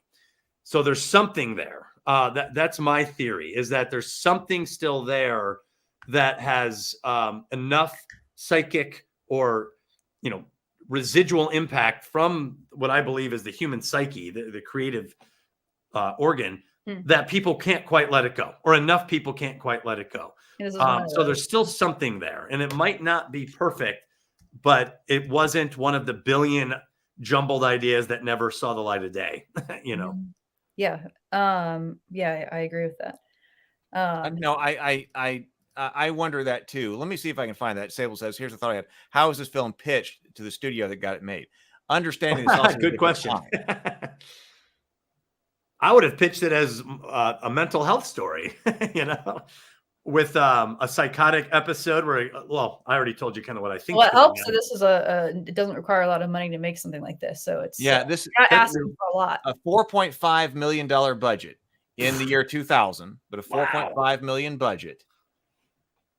Development began in late 1997 when Kelly, this is according to Wikipedia, Kelly had graduated from film school and started writing scripts. He took an early idea of a jet engine falling onto a house with no one knowing its origin and built the story around it.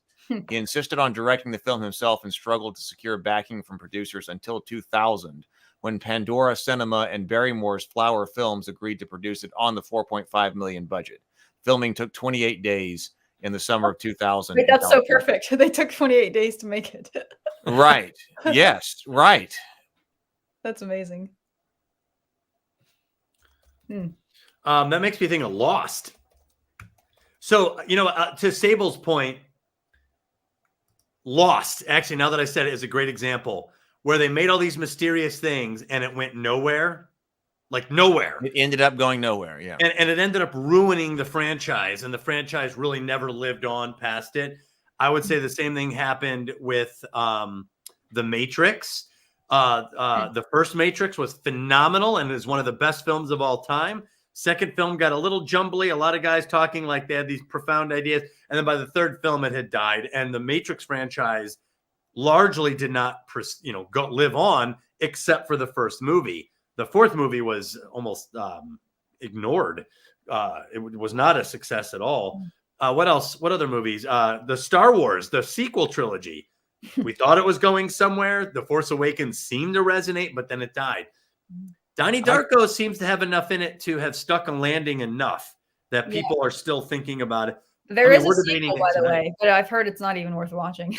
What's that? There is a sequel, but I've heard it's not even worth watching. Well, no, but I think the director and the writer says that he does not have control of the franchise, and it's not. I mean, it has some characters, but the director is. Oh, but it's not from the same. Oh, so it's not from the source material. Yeah, it's not from the source material. That makes sense. Yeah, because that's what I think. It follows his sister or something like that. Yeah, it follows the sisters. I read that on some kind of thing. But yeah, no, I think that's a great point. 28 days. It's short. It was done. I think it's a great point, Doug, about Lost. You start rolling, and the Matrix in general. The Matrix hit with all this symbology, and you can read into it. Totally. And sometimes you may hit. Even Sable was talking about banging a Ray with a million typewriters. That hit, but that wasn't enough to sustain it. So, like, I was a huge man. I remember I came late to Lost. I had all of the DVDs because my parents had them because I was way late to arriving to it. I had all the DVDs, and man, I was watching the DVDs up at the lake house, and I was so into it. Like, man, the first I was in the Lost of that. I was like, oh my god, I have to watch. And then it ultimately went nowhere, right? And so that does kind of speak to what Sable's comments about that had no meaning actually to it. And sometimes you might hit on something, but in the end, because it didn't go anywhere. And the Matrix may be another great example of that too. Well, totally. Sable obviously does not like Donnie Darko, which is a totally valid response to a movie if it's not connecting with you. And it sounds like Sable has some very thought out reasons for why he thinks this is not a good film. As writers, though, our job is to figure out what is sticking with other people. That means something to me as a writer, because even this, like you said, there's incongruencies. It doesn't make sense, but yet it has lived on. I think Brianna described it accurately as a cult classic. When it was mentioned on The Morning Grind, he said, man, people really reacted strongly to the mention of Donnie Darko. There's something there that's working, even if it's not working for everyone. So it doesn't have to, it doesn't Nothing works for everyone. Nothing does. Correct. Right. Yeah. So all I'm saying is from the writer's point of view, when something bizarre takes hold and has lasted, and when you say Donnie Darko out to any group, people know what you're talking about. My job, I feel like, as a writer, why is this? You're telling us why it shouldn't, Sable, and you have a lot of great points. What I'm wanting to know is, why does it still anyway? Well, that's what I was kind of getting at too. Like, why is it still leading me through? I think it has something to do with theme and thematic connections between the themes. And it's the archetypes, like what Doug was saying. And I think, like what I was saying earlier, it has to do with it's the mystery. Whenever a story is asking you questions and it's inviting you to come in and try to figure it out, like you can't get that out of your head. Like you can't help but be intrigued when it's like, here's this question. Now what is the connection between this and this? And you want to figure it out. It's like a kind of like, like a whodunit kind of a story like those. You just can't help but be intrigued. Having no memory of the movie from 2008, really, when it was brought up, the first thing I thought of was a morbid, kind of like luxuriant depression. I remembered that sense. And the evil demonic rabbit. I remembered that. So like, doesn't throw it all away. That's in there. It lodged itself in there. This haunting rabbit that follows you around when you're depressed. That's at least what stuck with me on a residual base level, having no memory of the story. And then having watched the story, I feel like that was reinforced. And now I have all these other things to consider, having just seen it. I went through, I found some things from my notes to talk about, unless you guys have more you want to say on that. That's interesting. I saw this note in the Discord server stable. I think that's interesting. We should talk about that later. So we'll talk about that in the Discord server. I need to get back into the Discord server. JD and JDM says, Doug, I think that because it's such a spectacle, it's so strange and arcane. I think talking about why it's so strange. Right. It is. It was such a cultural touchstone, whether good or bad film for people of our general range between the 30s and 40s. It is different. I mean, it is there, and there is something to be said for that. That like something just so weird comes out, and it's you're of the right age group for it. That like, you're going to see this movie. I wonder if there's a generational hit for it too, because even though I'm watching it now as someone, almost going into my 30s, like I didn't watch it when it came out. I would have been too young then. I would have actually been too young to enjoy it. But I'm still in that I'm close enough to that general age range that like it still resonates with me now, even though I'm older now. Stray says the social worker is tired of the parents thinking their kids need help when all they need is to be kids. I'm gonna have to think about that. I think that's a good point. I don't know if the movie made it though. Well, it might be, but she's got to give him water for some reason. It's to help him do his powers, I guess. To give his powers, but I'll have to think about that. Think about that. Huh. James says, I think Lost is an essential comparison now that I think about it. James says this sort of exercise in stringing along the audience will live or die on the resolution. Because the final film sequence is so emotional. Yeah, I think you have something major there. You're right. You're stringing the audience along thematically, and then the final sequence of this movie is very emotional and it hits hard. I think this is a good point, James. Whereas, agreed. By the time everybody watched the end of Lost, they were just like lost. Lost the end attempted. Of Lost. You were lost. You're right. Lost attempted an intellectual, metaphysical explanation of all their events. And we followed it at that intellectual level, and we're like, I don't buy it. And so suddenly you lost the landing. You did not conclude it. How many more ways can you say that word? What's that? How many more ways can you say the word lost? Lost. I think that's a great point. I think that's great because I want to look for that in other films too. It's been a long time since I've seen Lost. You've got this thematic stringing along of the audience, and I think probably having a central theme is going to be key, because if you don't have a strong theme, this may not work. But you could string the audience along in a thematic mystery, and then as long as you hit it's not the only thing, but if you hit the ending hard, you may have a workable film. And if you don't, then you end up with something like Lost versus Donnie Darko. That's interesting. I feel like the ending's the most important part of a story. I'm not completely sure if I've decided that, but I keep leaning in that direction. That like, well, I think you have to have a satisfying resolution. I do think, obviously, I don't think anyone's going to disagree with that. But Lost is a different long form storytelling. It actually, I almost think Lost launched the modern era where television and streaming, the long form stories, episodic, season after season after season, high budget, big cultural events. Lost was one of the first films that did that in the tradition of the modern, Stranger Things or something. Yeah, it's probably true. So there's a unique founding effect too. Right. Where when you say string along the audience, it's much more emphasized in Lost because you're going for effing 5 seasons. Well, okay, Babylon 5 did that. I have not seen that. Lost. Okay, you're right. Babylon 5 was that. You're right. Babylon 5 was that.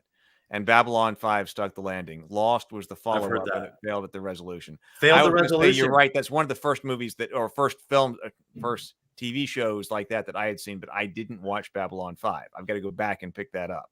So Lost. So if you didn't see Babylon 5, you may have seen Lost. All right. So go ahead, Brianna. Yes. So some of this goes back to some of the stuff we were talking about before, but there are things that I was specifically looking at from a directing perspective that I thought were really fun. Oh, heck yeah. Yes. So yeah, so he's framed as a dark character. Like I was saying earlier, I thought at first that he was going to be like Alex in A Clockwork Orange or Norman Bates in Psycho. I thought he was going to be, sorry for that light. That's my reading light. I thought he was going to be one of those kind of characters that he was going to end up being violent and they were trending that way. Yeah, but that he still had this charm to him that you couldn't help but kind of be drawn to him. And that a lot of that was done through lighting and through camera angle, because there's like certain tropes that are being used, like visual tropes, that play into those expectations. Like, for example, when Frank tells him how long it's going to take before the world dies, or everything's going to end in 28 days. He just kind of looks at him and he says, "Why?" But the way they framed that part, it's very much a what do you call that? Shoot, I can't think of anyone's names today. Extremely famous director that did the Clockwork Orange. What's his name? Oh, Stanley Kubrick. Thank you. The Kubrick stare. He's doing the Kubrick stare, where he's kind of like, he's got his face is down a little bit, and he kind of looks up. Oh yeah, okay. It instantly looks creepy. My glasses are hiding it a little bit, but like when you do that kind of thing, you smile. If for some reason it just hits a creepy note, but they have him doing that, then it's completely unnecessary to the story. But it's to help set up that feeling that there's something dark about this character. And then also when the parents are having the conversation with Dr. Thurman, and it's cutting between them and him in the bathroom, talking to Frank, where he has that knife and he's like trying to hit that wall. The mirror. Yeah. And there's like a force field or something stopping him. And you see that it's appearing over the guy's eye, over Frank's eye, which is also foreshadowing. But at that moment, he's being lit from below, where it's another thing that's usually done to make a character feel creepy. We all done this as kids. Like, you put the flashlight underneath you. Like, it's very easy to figure out that that makes you creepy. But it's done there, but it's a little bit subtle. Where it's just like setting him up to be this dark character. And there's another time when he has the when he's seeing those like tubes or whatever, those helpers that are like showing people's predetermined path. There's a similar thing there where he kind of looks up and smiles, and he's doing the Kubrick stare, but it's not exactly the Kubrick stare, but it's a similar effect. But they also had a nice little glint there that was just in his eye. But it wasn't like a normal eye light. Like if you put a little bit of an eye light in someone's eyes, it makes them feel more human. To have none is very creepy, but to have but the way he has this little like glint, it's like a very big one. It's creepy. So they do a lot of things on purpose to like make him feel just a little bit. It's not super obvious, but it gives you the sense that this is an unsettling character. But at the same time, they're doing all these other things to show that he's a very good person. Like the time when he, is being concerned for grandma's death. Let's see, like you see him being compassionate and caring for other people. He has this kind of bratty side too, but he's brave. Like he has a lot of these attributes that are admirable. And you can't. He's also gentlemanly to the girl he likes. He doesn't like force himself or push. Like he's very he seems to model good behavior there. Right. And so both of these things are happening at once. Which is just like on an obvious and on a subtle level, making you feel kind of conflicted. Overall, it makes you lean towards seeing him as a good person. But you intuitively feel this darkness. So I just thought that was really interesting, because all that was very intentional. Like these are things that obviously the director and the cinematographer did on purpose. And I think that fits into that theme about him being sort of a reverse Christ. That he's a dark Christ. He's a dark superhero. He's a sort of not a necessary evil, but a necessary negative force, if that makes sense. Like he has to be destructive, and it's because he's like kind of the stuff I was saying earlier. I'm not going to repeat myself.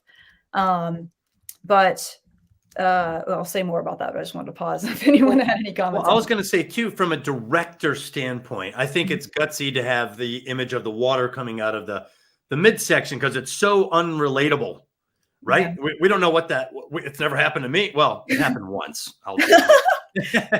But one time. Well, what I'm saying is it's such a bizarre thing, like trippy, and yet we still understood it. So I appreciated that they left. When I first thought, I was like, what the I was like, what is that? Like, it's like the abyss coming out. But then I was like, who cares? I'm going to follow along. He's following along. I'm going to follow along. It's leading him somewhere. In fact, there was one scene where it goes like this. I was like, I don't even need that. Just keep having them follow. I get it. So I thought that was a bold choice by the director to include that imagery after it had not been in part of the story at that level of detachment. I felt like it was so I appreciated the trippiness that they put in this, that I felt like I understood without being, no one needed to explain it to me. Yeah, while you were doing that, I should have been getting something up. Someone else talk for a second. I have to do something. Well, we've been going over the Screenwriter's Bible on the Morning Grind. It made me think about some section of it that we were talking about with plot twists. There was a long section here about plot twists. And in some way, I was thinking about that. And this might be another reason why this is not as satisfying to some people, because when we're talking about a twist, like let's say that he was dead at the end, or it is this ultimate universe or alternate universe or something that you find out in the end that hits you hard. So the end hits you hard. But then when I go back and I rewatch the film, I still don't understand. According to the structure that's laid out here, for whatever that's worth, but according to here, it's talking about how to do twists in movies, and it's saying that like you need to present a convincing deception, foreshadow the hidden truth, reveal the clues and foreshadowing. So when you do something like go and watch, what is it talking about? The Usual Suspects or The Sixth Sense. When you watch that again, like you watch it all the way through, and then all of a sudden the big surprise hits you and the big twist at the end, you go back and you rewatch and you go like, oh my God, all these it's all there. Mm-hmm. This one doesn't have that because we came up with that list that I wrote down of stuff that. So I agree with you. This has an experience. I would say that this tends to be episodically experiential, and there's a mood to it, and there's an ambiance, and like Brianna said, there's a lot of themes that reinforce this mood and this ambiance. So I think, and again, I've only seen it the once, but it did leave an impression on me, a sense. There was a sense to it. I would watch it again because when I watch Donnie Darko, I know I'm going to get this experience, this trippy, depressing, bizarre experience, and all of those themes that we've talked about, fear or love. I reject that. That's not. That's a theme. So there is something there to that you're on a roller coaster, you're on a ride with Donnie Darko. I do think, to Heath's point and to Sable, that had it been thought out thoroughly, structurally, and actually knew exactly what it was saying, even if it didn't tell you, like Birdman, they never tell you, but there does seem to be a pattern there. I think it would have been improved. But I think Donnie Darko escapes the doldrums. I think it did enough right to leave an impression on a lot of people. It left one on me. Are you ready for me to share a screen? Go ahead. Yeah. Whoa. I don't know if I'm ready. Oh, God. Might be too intense. It might be too difficult. Yes. Oh, my God. So we talked about this. Oh, I should make this look better. Wait, can I do this? Hold on. Come in. I can't remember how to use my own program. That's good. All right, never mind. No, tab. Okay, whatever. So we had talked about this in a previous. There's a lot more on the femininity side. We were talking about the femininity side. Yes, and we talked about we had these different categories of positive and positive masculinity, positive femininity. We talked about different traits and archetypes, and then we had the dark versions of both. And there's the neutral dark. And then we said negative dark. And so negative dark is usually the neutral darks, but like worse. I think we were talking about this during our Maleficent conversation, so people can go back to that if they want to see this in depth. But so if it's just the neutral dark, they're not inherently good nor evil. Wait, what am I saying? That both masculinity and femininity both have like the positive things to give, negative things if they're in excess, and then also sort of like this neutral zone that's like dark but not evil. And in that dark neutral form, if you it can become the dark version, but the evil version if it's in excess. Did that make sense? That was kind of a confusing ramble. Sorry. So I was thinking that Donnie Darko is an archetype of the neutral dark masculine. And I want to know if you guys agree or what. That sounds exactly right. Because some of the things that we had put before for neutral dark masculine, we had primal aggression, ambition.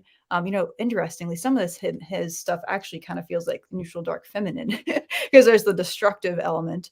Which I don't know. We have a lot of like ambition. I don't think women are destructive. I think there's a desire, and again, this is general speaking, and this is based on a study of heroines.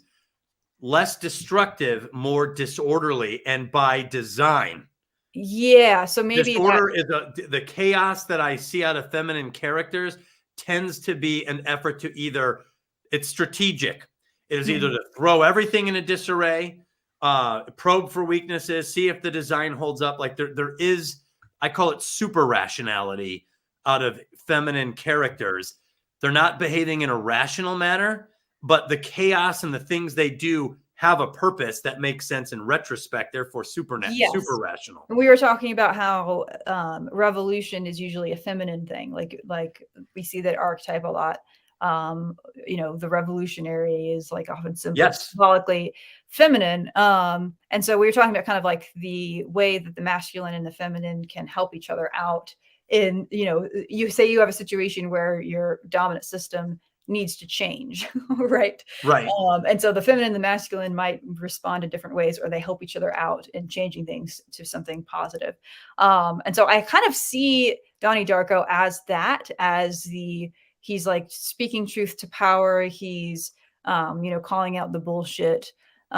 He's destroying the things that need to be destroyed, kind of a thing. You're right. But you're saying that's neutral dark masculine? That's I don't know. This is kind of the question, what you guys think. But I would almost argue that general strategy is dark neutral femininity. Yeah, that does kind of seem that way too. However, I wouldn't have said Donnie Darko is primal aggression and ambition. Right, like that doesn't fit what we wrote down. The axe in the head of the mascot, that's masculine. That doesn't strike me as a feminine thing. That is a masculine. That is a strike with a weapon into the head. Boom. But she has over here for neutral dark feminine, goddess of death, axe into the head of the and talking about revolution. That's the symbol of the school that is being slain. See, I actually refer to goddess of chaos. He might just be both. Like it's possible that he's embodying both, that he is overall neutral dark. He's definitely neutral dark. Like he's definitely somewhere here, But embodying both is much more normal than you think. Yeah, that doesn't surprise me. Yeah, so it actually may. In fact, now that you said that, I realized that we're trying to pick one or the other. I had assumed that we're trying to define which different behaviors tend to fit which one better, meaning that he's exhibiting both at different times.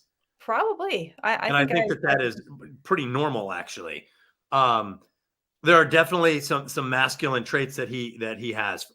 I think he strikes me as more masculine for sure. Yeah. But the idea of a slow, steady, chaotic force, I think, is much more feminine. You actually have Donnie Darko. I didn't realize you had. Yeah, I did. I put that a while ago. As an example of it. You did? Yeah, she has on the last one character examples. Donnie I see it. You put that a long time ago? I don't remember if it was we have to look back and see if I had it in there already during our Maleficent conversation or if I put it in there since then. I don't But remember. You didn't put it in there for this. I didn't just now put it in there. No. Oh, that's what I mean. Wow. Yeah, no. So I think because I was already thinking about this, I don't remember when exactly I watched this movie. Wait, actually, I can look it up right now. I watched this on what is that? June? I watched that in July. I watched that in July, late July. I couldn't remember. My brain is not working very well today. I was like 7/27. What does that mean? That's July.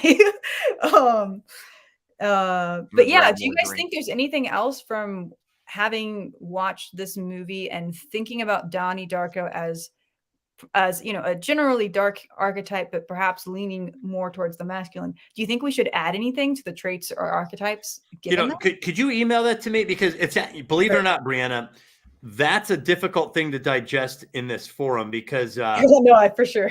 There's a lot of because we can't see them all at once. That's one issue. Yeah. And two, I do think it requires some internalization of the concepts and your framing of them to be able to use them effectively. You know what I should do? Why don't I stop sharing for a second? And I would love to look that over. I want to see if I can while someone else can talk while I do this. But I'm going to go ahead and export this as like a PDF and put it on a public link so people watching this can also see it. Oh, okay. Oh, yeah. Go ahead and do that. I'll just tell you, I love how you broke all that down. It seems ripe for to evolve it, like you said, to build it out more. But it looked good. I liked it. It's just it's hard to just introduce those concepts like that. Yes. Because it does require some level of internalization to use them properly in a discussion like this. However, I wish we had, because it seems like a great discussion. That has to be it, because Sable is so right that I raised that it's water, which is weird. Candace just read something that I'd like to share. Water is an essential element for communicating with the manipulated dead. That's why he sees Frank when he takes the pills. Right? He sees Frank when he takes the pills, because they're water. And they're water, right? And that's why he has to stop taking them. That's why he's told to stop taking them, because Frank's job has been completed. He didn't need them anymore. No idea how a shrink would know that, though. But someone said earlier that the shrink is like not in on it, but she's a participant. There's something about the living, the manipulate, whatever. There's some people are supposed to be guides to whatever Donnie is to get him where he's none of this came out in the theatrical, which is not right. There's a ton more I need to examine from. I mean, it almost feels like a whole different RP. Like, a role playing game has all these rules. You're like showing me the game rules of like all these powers and stuff. I'm like, but none of that's in the core rule book. Yeah. Brianna is a river to her people, JDM says. Why am I a river to my people? I'm confused. That's a line from Lawrence of Arabia. It's just I think it's just a funny it's a I think it's meant to be a compliment. I just don't understand what it means. Oh, yeah, Lawrence of Arabia. I am a river to my people. Actually, though, in the movie, he's like, you're a river to your people, but you keep more than you say you did in terms of cash. I don't think that's what he's saying about you at all, though. Hold on, I've almost got this link for everyone. Almost there. How do I do this? I got to go through. I'm paid 100 ducats. He's like 150. JDM says it was complimentary. You provide for us. Oh, you're welcome. We are the people, Brianna. And you are the river. All right, I got it. Okay, so this is going to be a public Google Drive link. It'll probably not exist forever, but it'll exist at least for people right now. Put it in the private chat, because I can post a link to the public chat. So put it in the private chat, and then, I forgot you can't do that. Yeah, so put it in the private chat, and then I just sent it to Heath, and now Heath can give it to everybody else. Sorry. That should work.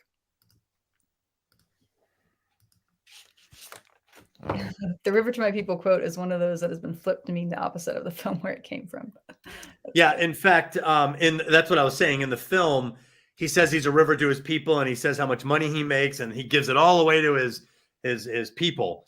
but Lawrence of Arabia knows that he actually makes more than he said, meaning he gives some of it to his people and he keeps the rest. I see.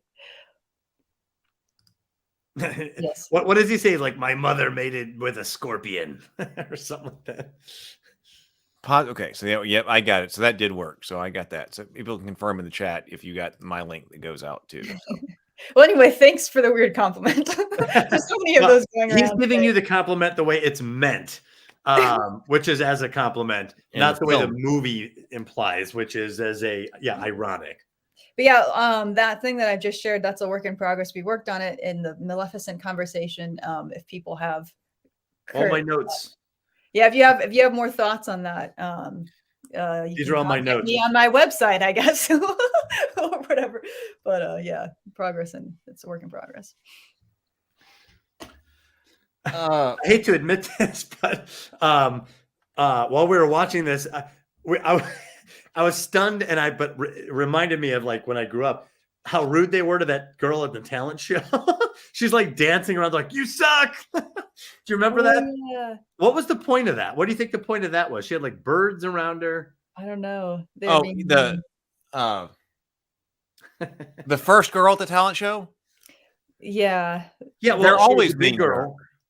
She was the big girl. I think she was Yeah. Chinese. They at least made a racist remark to her earlier in the film. Yeah.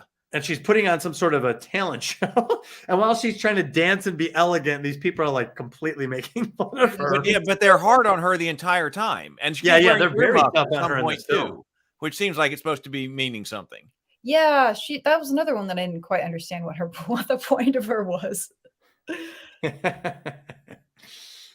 And they drew a lot of attention to her on multiple. Mm-hmm. I should have put that on my list of things that didn't really pay off.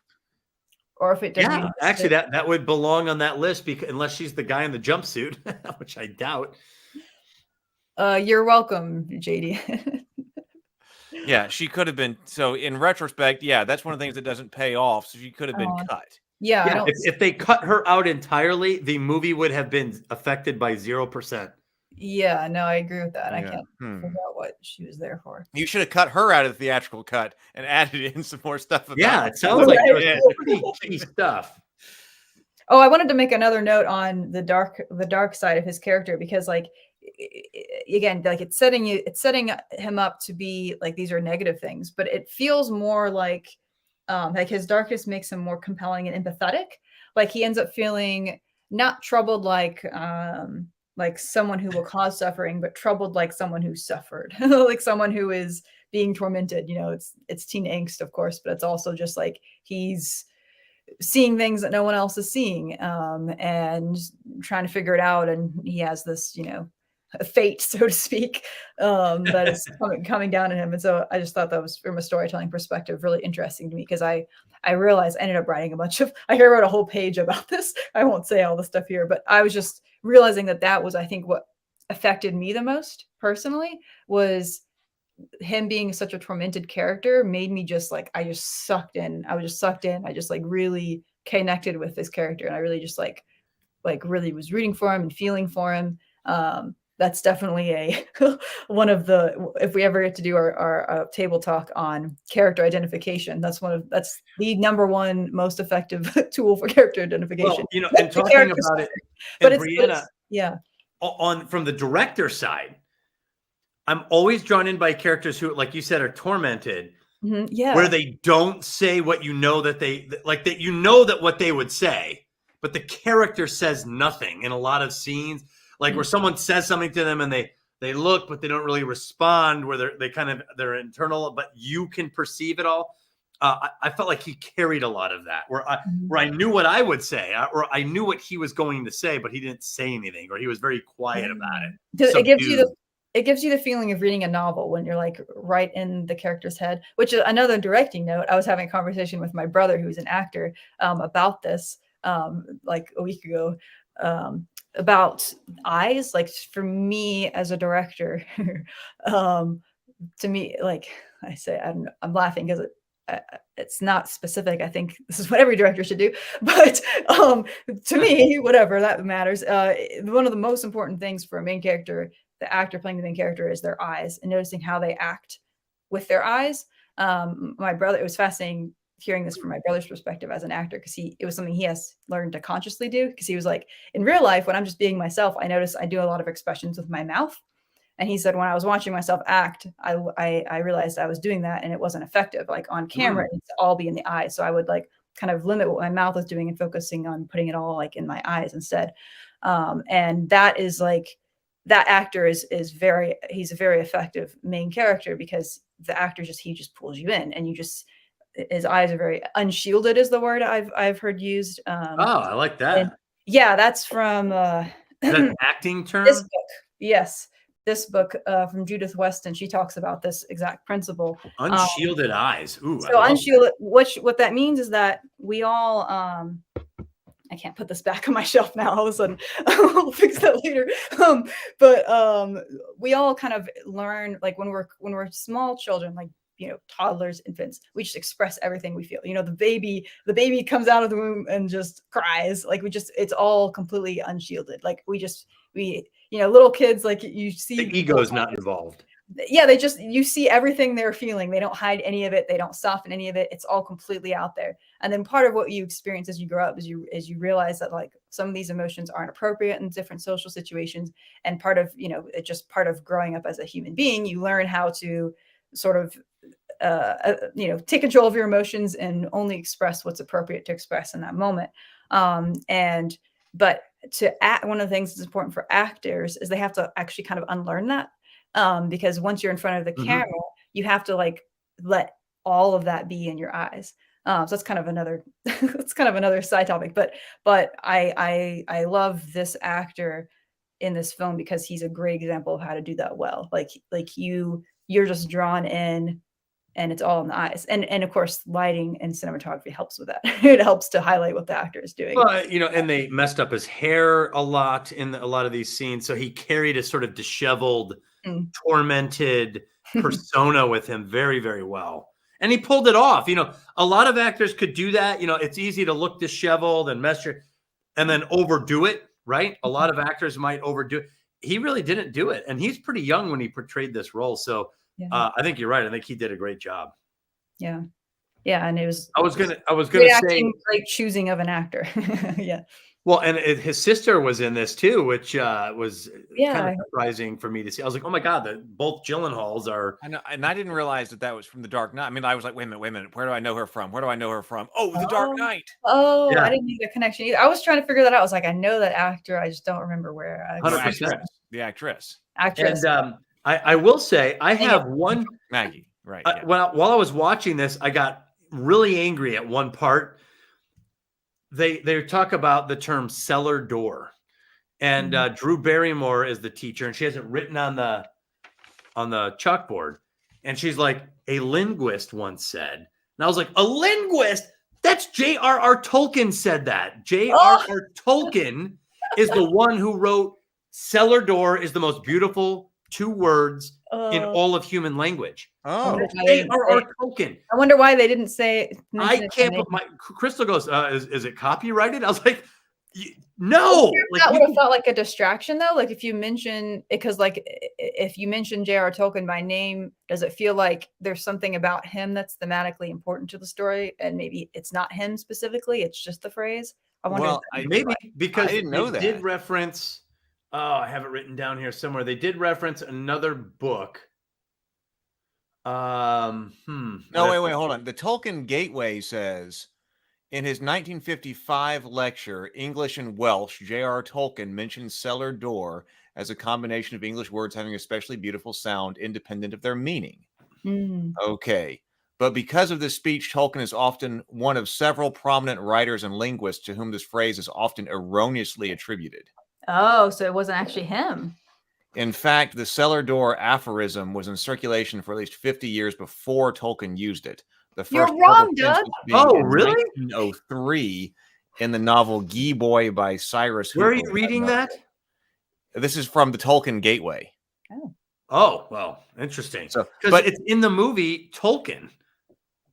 It's in the movie Tolkien where Edith Tolkien, his future wife, takes him out to dinner, and they're having a discussion, and this entire discussion is based on his phrasing of cellar door, and how he thinks it's the most beautiful phrase or beautiful two words independent of their meaning. And it's a prominent scene in the movie Tolkien. So it's odd if that's a misnomer that they would include that so prominently in the movie Tolkien. It's like either way, that's something that he felt, but he wasn't the first person to say it, I suppose. Maybe. I mean, according to that website, that's exactly what it is. But I had always taken it from Tolkien. I guess specifically because of that movie, they had fleshed it out so clearly. And this movie is a recent movie. It's not an old movie. So I see when I typed that into Google, we've got Tolkien cellar door clips coming up. Yeah, but it's a major thing. So it's odd. So who are they saying that? Who are they saying thought of this? Well, they're saying. Well, this said that we don't know. It said that it was got by a guy. It was in circulation at least 50 years before Tolkien used it. The first published instance being in 1903 novel Gee Boy by Cyrus Hooper, and even there it is implied that the phrase comes from an earlier source. Maybe that's why it's so vague because. Okay, well then that would justify it. Yeah. So my anger was unjustified, based on a lack of knowledge. Happens to the best of us. That's I should write that down as well. Cellar door didn't really pay off that much. No, it didn't. Like it led him in a certain direction. No, well, I never. It like, seemed to. Hold on, I thought it did pay off. Okay. Because at the end, when he gets to the house of Grandma Death, right, there's a cellar door there. Right.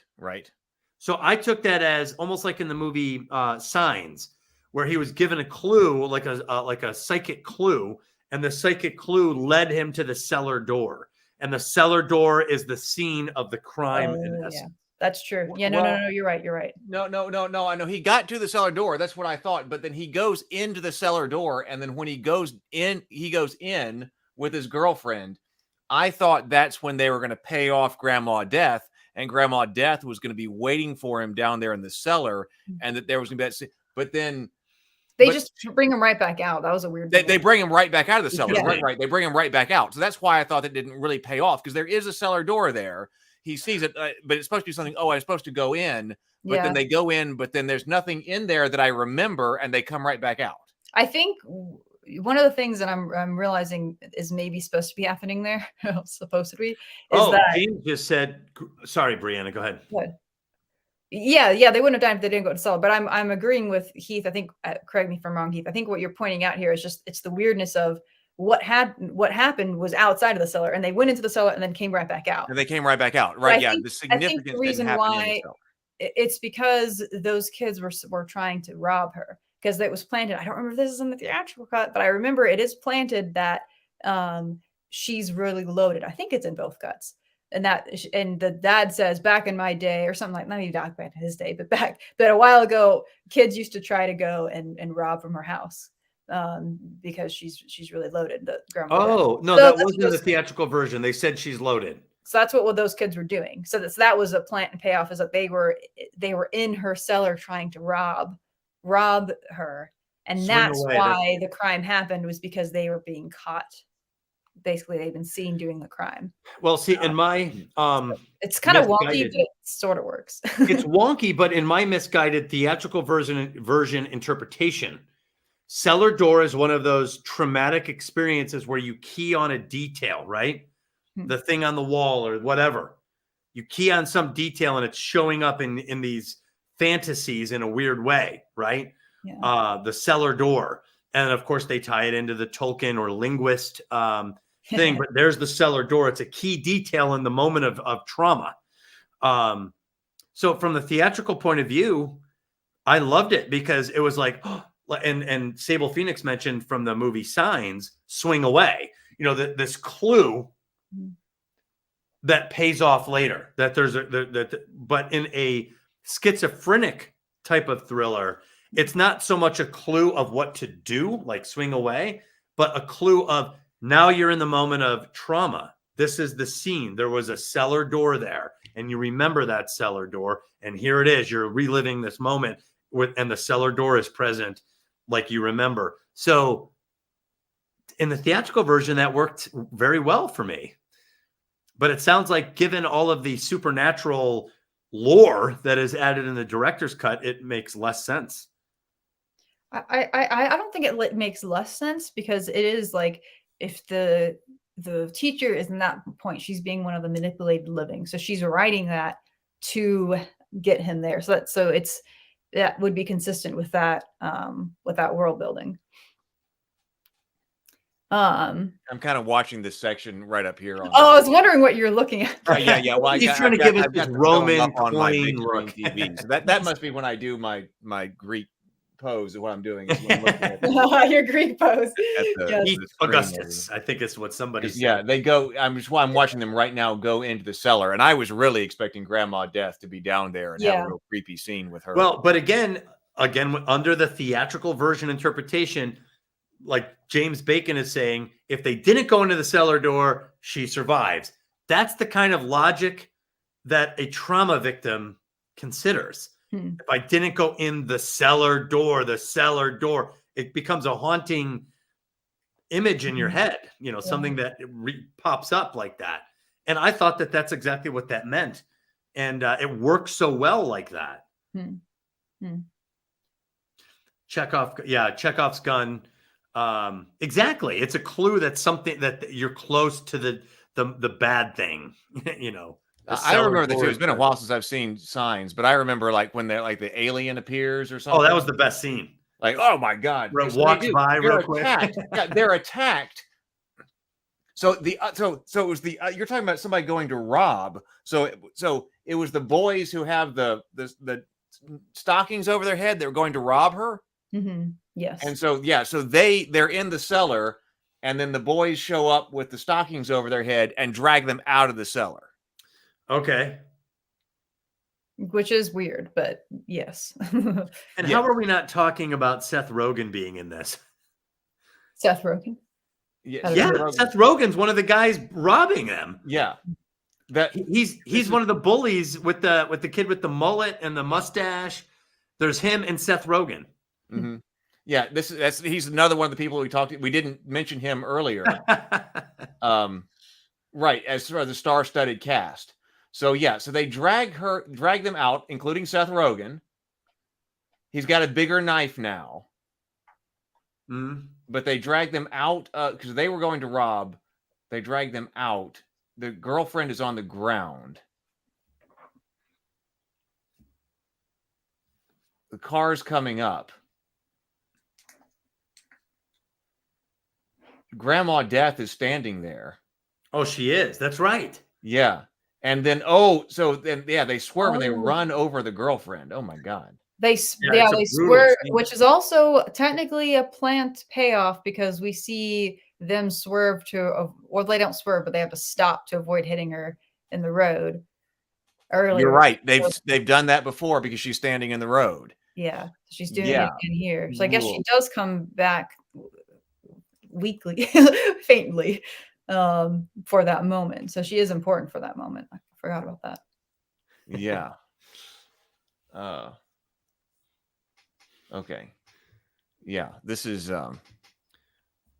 James Bacon picked up on some pretty deep nuance. Where is that? You had it just a second ago. Oh. It is Seth Rogen, but the character not played by Seth Rogen is named Seth. That's funny. Yeah, I know. I did hear them call out. I bet that was confusing on set. Yeah. I imagine people must have gotten confused a lot on set. It was confusing last night. Are you talking about Seth the character or Seth the actor right now? That must have been fun. Yeah, I did like the cellar door thing, and I do feel like it was paid off in a lot of ways. So James says, I think she knows, she's aware of what's happening. She knows she can just stand in the street. She is determinism personified. Yes. Oh, the girl, Gretchen? No. Grandma Death. Oh, Grandma Death. That's right. She was caught in the middle of the street where, yep. Okay. Yeah. He almost hits her, the dad. And so as a result of that, because he's run over his girlfriend, he shoots him through the eye. Mm-hmm. Yeah. Ugh. Anything else on that note, on that subject? On the On that subject scene. of your girlfriend getting run over and shooting people through the eye. I know. I think I covered it. Yeah, it's pretty good, pleasant. I just thought of something else that's a sort of a minor conversation topic that I want to say and then close that off entirely, which was on that level, on that subject of the suffering character. I was looking at my notes. I said I wrote like a page of stuff there. One of the things that was an interesting takeaway for me, just storytelling and directing, a direct storytelling note, but also directing note, was how, like, before I realized the shift, before I realized that Donnie was not going to be this, it takes a while before you realize that he's not going to go on some killing spree or something. But like, I still, how do I put this? The empathy that was created from him being like a what was it we called a tormented, because he was a tormented character, that like outweighed any feelings of like apprehension I might have rooting against him, for like, seeing that he was troubled and disturbed, and like, is that basically it was like, even if he had started to go in a killing spree, like I was being very strongly primed to like him as a character. And yeah, that was a pretty awful scene. That was a rough scene. And so I thought that was a really interesting note. At least, again, I'm curious to know if the two of you felt the same way. But for me personally, watching it, like the tormented character archetype just created a very strong sense of empathy, a very strong sense of like, I'm connected with this character. I really want to root for him. And I realized that that's a powerful tool that as a writer and as a storyteller, I want to be careful when I use it, because like it'd be very easy to create more empathy than I want in certain characters in certain times. So in other words, like that's a tool I don't want to use too heavy-handedly. And I'm thinking specifically of my my corruption arc franchise that I'm working on, and that because there is very much an element of the tormented character going on with this protagonist that I'm creating, and it's just something I'm thinking about. Like, okay, it's a delicate balance if you get to a point where you have a character that, let's say, you're not supposed to root for them at that particular moment. If you have them feeling too tormented, people may still be rooting for them, even if they shouldn't. You know what I'm saying? So it's like something I'm thinking about from a storytelling. You know how I think this particular filmmaker solved it, or storyteller? They also made him disoriented.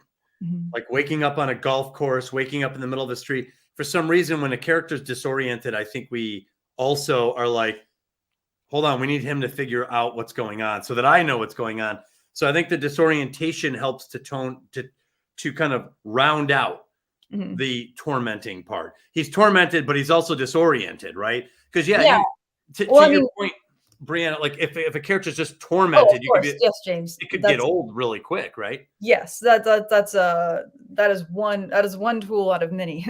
And if you do it too much, it actually starts to the flip side of the suffering character is you start to think they're pathetic. You start to pity them. Yeah. So you have to have a suffering character that combined with a bunch of things that make them respectable. And they have to have agency and all these kinds of things. Well, I think the disorientation is something. So like you can identify with being tormented, right? Mm-hmm. But if it's too much, like you said, you could start to be like, maybe it's time you take care of yourself. Get over it. You can't do. But I feel like the disorientation is a part that is unreconciled for the viewer, like because we're disoriented as well.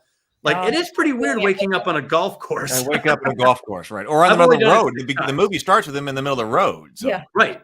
With a bike. My first thought was this kid just got hit by a car. And then he wakes up, smiles, and I was like, oh, he didn't get it. What is he? He's sleeping in the street. So now I'm disoriented. Mm-hmm. So in a weird way, it doesn't matter how tormented he is because I still need to understand where I'm at. Well, and his mom asked him, "Where do you go at night?" Mm-hmm. Yeah. My point is just that I think it was being used well. Like that trope was being used well in this story. But I just think that there's a lesson, at least for me personally, of like, because use that one with use that tool with intention and recognize that it can be very powerful. Thinking about in situations if you don't want someone to root for a character. To not do too much of that, I guess. I don't know. That's just something that I was thinking about. Well, and some of it is experimentation too. Like, even when you write something, you can reread it, and you could tell sometimes like this character's not coming across, whatever. So sometimes it is trial and error. This is true. But a tormented character could be very compelling. There's a lot of great superhero Batman. I mean, how many? Yeah, some of my favorite superhero stories are the ones that have tons of squares with blurbs, which is just telling you what they're thinking. And it's usually this tormented, grinding, intellectual, philosophical grind through the whole comic book. I used to love those. I feel like that's some of us deep down anyway. we're all kind of army crawling through life trying to figure it out, and it's not so fun. That's the life of the artist, according to Stephen Pressfield. We are all infantrymen. Oh, really? We're all infantrymen waging the war of art. Yes. Oh, okay. I gotta read that book. My Q. This channel has created quite the Q line. I know, right? We've been reading the War of Art. Exactly, we've been reading 2 sections of it every day on the morning grind. So that's what we've been doing as part of our. We're drinking. We take our drink and then we read 2 sections of the War of Art for our inspiration. It's our sacrament. It's our morning sacrament for the religion that you're starting. for the religion that I'm starting based on that book. Well, Brianna, which do you, on your 3 points, did we cover them or not? Savior redemption, determinism versus free will, good versus evil. I feel like we definitely covered the savior redemption, unless anyone else had anything else you wanted to say on that. Let's go through each one of them. I feel like we covered that one. Does anyone else feel like there's more to say on that? But the savior redemption comes from understanding him in the parallel universe, right? Because I don't know that I didn't pick up on savior redemption in theational cut. True. Yes, it is a little bit unclear he's a lot was unclear. He's intentionally, yes, choosing to return to the world where he dies, basically, so that all the other people. Oh, because that was the other thing. I think it's the stakes are a lot higher. I think it's implied that it's not just that everyone in that universe would die. It's that both universes, I think, would get destroyed, that it would destroy everything, that it would be create like a black hole situation. They would just collapse in on each other. So he's got to do some. I gotta watch it all again with that in mind. But okay, so the savior redemption from the director's cut. Yes. Yeah, although it's strongly hinted at in the theatrical cut. It just, you may not pick up on it. Yes. I think the 3 things that hint at it is him calling the other heroic, so-called heroic character an antichrist, and then he ends up being a flip. And the fact that you see the, last temptation of Christ above his head, it's like very noticeable. Like you can't, it feels very much. Yeah. And then also him saying, she's like, kind of sounds like a superhero name. And he's like, what makes you think I'm not? Oh yeah. So those 3 things I think are there still hinting at it. All right. Determinism, free will. Yeah. I feel like there might be more to say there potentially. But that was the clearest theme that I picked up on immediately. I actually don't have more to say on it myself, but it just feels like there's more that could be said.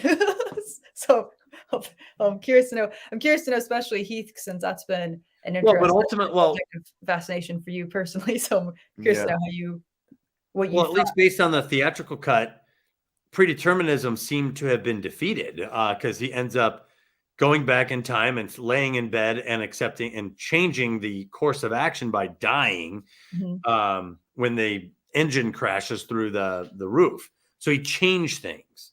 It's a change, though, that he's supposed to make. He changes things, but it's also he's been set on this path to come to that conclusion. Yeah, that's how you can say that about anything. Right. But that he was supposed to. You could say that whatever happened was supposed to happen. I mean, you could say that about anything. But Donnie Darko shows that something did change and then changed back. So there is something a little bit more than predeterminism at play if something that wasn't supposed to happen happened. Because it still feels like he's choosing. Like it feels like there's a path in front of him, and he's choosing to follow it. Yeah. But again, maybe not. Maybe he's just. But it seemed like the determination, or what you said is he had to like put it back the way it's supposed to be. Mm-hmm. But all of that is based on his point of view, because him dying saves her. I mean, that seems to be the trade-off, and he would rather that she never met him. That seems to be a rather biased version of what's supposed to happen. Mm-hmm. It's based on his personal bias. Better that I died and then she could have lived, because it's clear. Like after he dies, she's like, "Oh, who's that?" They never met. Yeah. So she's saved. She's going to still be alive now in this timeline. Mm-hmm. I'm going to say I'm just saying, it seems like there's a case for free will beating predetermination, at least from his biased point of view. Yeah, I'll have to think about that. I've never. Kaufman's Synecdoche, New York, explores the same themes of determination, death, and time in a much more elegant and eloquent manner, with Philip Seymour Hoffman. Okay, yes. Oh wow, Kaufman was the screenwriter, because he's one of the best. Yeah, I've never heard of that one. Have you ever seen Adaptation? I don't. I have not. Oh, God, you got to see it. It's the most insane movie by a screenwriter, a genius screenwriter who was given a terrible job and he wrote himself into the screenplay. You have to see it. It's unbelievable. It's funny how many movies there are out there about movies and about screenwriters, and how many novels there are about novelists. Well, Stephen King, almost all of his lead characters are like writers, novelists. Can you guys fucking stop? Okay. Yeah, I don't. I don't know. They say. I can't. I don't Maybe know. Maybe do a little less of that, guys. Oh, sorry, pet peeve. Anyway. If you ever find me writing a story about a screenwriter, please slap. Like Brianna, remember that Donnie Darko live stream? You said. No, I'm serious. Do that. You want an intervention? We have to make an intervention. Yeah. Yes. I will go back in time using my water guidance. I don't know. I'll have to think more about this film. You're asking me specifically in terms of determination and free will. It seemed like there was a lot of determinism going on. Yes, that's how I read it. There was that too, for sure. I kind of read it that way. But I guess what I'm saying is that ultimately the lead character made a choice that negated a series of events, which none of us can do. We can't do that. He did. So like, to me, that is antithetical to predeterminism, because I can't go back and change anything I've ever done. It's determined. It's in stone, Oh, I'll have to think more about that. There may be like maybe another instance of paradox going on with the story, that like he's making a choice and he's also following a set path at the same time. But that's like the Avengers and stuff, where there's this, or Back to the Future, where you've disrupted the timeline and now you must restore it. Yeah. All right. Good versus evil binary. Yes. I'm not sure if I'm correct about this, but I think the inclusion of political discourse, because it felt kind of random, right? Like there's random. Yes. She's like, "Oh, I'm gonna vote for so and so," and you see caucus. You see there's like a campaign going on and stuff. I'm not sure if I'm right about this, but I think that's. I mean, it's definitely thematically driven, but I think that might be connected with the binary situation, because we're having like, you've got these. Like it's another example of two parties, and you don't really hear anything about like what it is that they're arguing against, or like what the political issues are all that much, but there's just that existence of there's these two different sides, and then there's the love and fear, and Christ and Antichrist. And so I wonder if that is a pattern that's speaking about the binary itself, because it's when we're talking about the love versus fear that I think that has to be what it is. Yeah. But I would counter that by saying I thought that it was strange that when they're talking about the love and fear on the chalkboard, that she's talking about what we would today talk about a spectrum between love and fear. Yeah. And she's having them supposed to put where this particular scenario is on the spectrum between love just and those fear. two choices. But just from those two choices, but he comes up, he does, Donnie does come up and give, rails against the idea of the binary. But I was looking at it, yeah, you only got two options, but she's not presenting you with a binary. She's presenting you with this spectrum of choices here.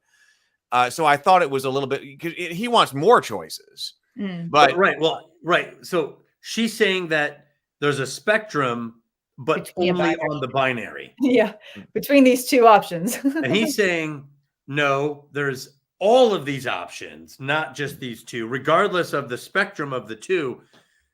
I think Brianna's most probably right. When you're showing a presidential debate between a Democrat and a Republican, that's a binary system. You have one or the other. There's no independence. In fact, I've heard that independent candidates refuse to run as an independent because you can't win. You have to run as one or the other. So you're on that spectrum again. And according to Donnie Darko, American politics specifically, right, it's a false binary according to the ethos in the film. That there's more that there should be more to consider than just these two. Yeah, I think so. But again, I'm kind of looking at it being like, is there another reason why that stuff is in there? Yeah, I'm with you. I can't think of a better reason. I need to add that to the payoff stuff too, because it starts off very strong with the political campaign. But they don't ever address a political position. Right. It's not like they're saying they're as a general concept, not because it's specifically making a political commentary, but it's right. It's almost like performative debate. It's like here's generic Republican and generic Democrat, and we disagree, and I choose X and you choose Y, and it's very generic. So, which supports Brianna's theory that this is the idea of a false binary. The wave is interesting. Sable said the entire Donnie Darko movie came from the wave between Gretchen and his mom at the end. Yeah, because they haven't met each other in that timeline. Yeah, but they have the little memories, like they feel as if they've met each other, even though they haven't. The shadow of a memory. The director talked about how he had a similar experience as a kid, a woman in a window waving at him randomly. Him responding, and it's sticking to him the entire life. He thought that it was so weird. Yeah, wow. So he had this idea that they must have had an alternate line. Another. That's interesting. I could see how that would flow creatively. I love those. I love learning about things like that. About this one little thing, that just spawned a whole, a whole story concept. Agreed. Because those moments are so random in our lives, and yet when you're writing, those random moments can add such a dimension to your writing. It is incredible. I had one that too. This year there was an offhanded comment someone made, one sentence, and it inspired a whole story idea. I went there. I went, wait a second. What if? Oh, really? Yeah. I can't tell you how many. I used to keep a diary of random details, like a for sale sign for a boat. I just write it down. Whatever I like. I would just collect whatever caught my attention driving down a street or walking. I would write them down because for whatever reason it caught my attention, and you'd be surprised by how many of these cropped up in writing. It was shocking. Yeah. Inspiration is so cool. I know I love it. So yeah, that story about a random wave. It's like, who's this person? We must have met on an alternate timeline. Yeah. Only a writer would come up with that, by the way. Right. That's Butler's compost of the imagination. Yes. Compost of the imagination. I think those were all of my notes. So anyone else? No, I covered everything that I had written down throughout all of that. Well, now I guess I didn't say that. I didn't understand why Frank asked, "Why are you Frank?" or something. I guess this is one of the things that's that was my father's name and my father before him and something. and I didn't understand that. But I think he was just saying like that's just my name. I think maybe that's it. That's just my name. Who he is he's just a normal kid named Frank who happens to die and become this alternate. Yeah, so I think that's what that's supposed to say. Oh, can I just say, in terms of dialogue, one of my favorite parts of the dialogue was he's with that psychiatrist. Is it a psychiatrist? The doctor, Thurman? Mm-hmm. And she's talking to him. He's like, oh, yeah, like hungry hippos. She's like, oh, hungry hippos. He's like, oh, yeah. And I flooded the school and I caught this guy, lit this guy's house on fire. He goes from hungry hippos to like acts of criminal vandalism. Yeah. I from a writing standpoint, how fun would it be to just type that in and that's what your character says? But it's the stream of consciousness. It's not the non sequitur. It's the stream of consciousness under the hypnosis, right? Right. Well, it's almost like, let's talk about this mundane thing, but really what's on my mind is the fact that I burned a guy's house down, or flooded the school and burned down. Yeah. He goes, I flooded the school and burned down that pervert's house is what he said. So it's almost like, yeah, we could talk about the superficial thing like hungry hippos, or I could tell you what you really want to know, which is this really crazy psychotic thing that I did that worked out. That was a good thing. Yeah, weirdly.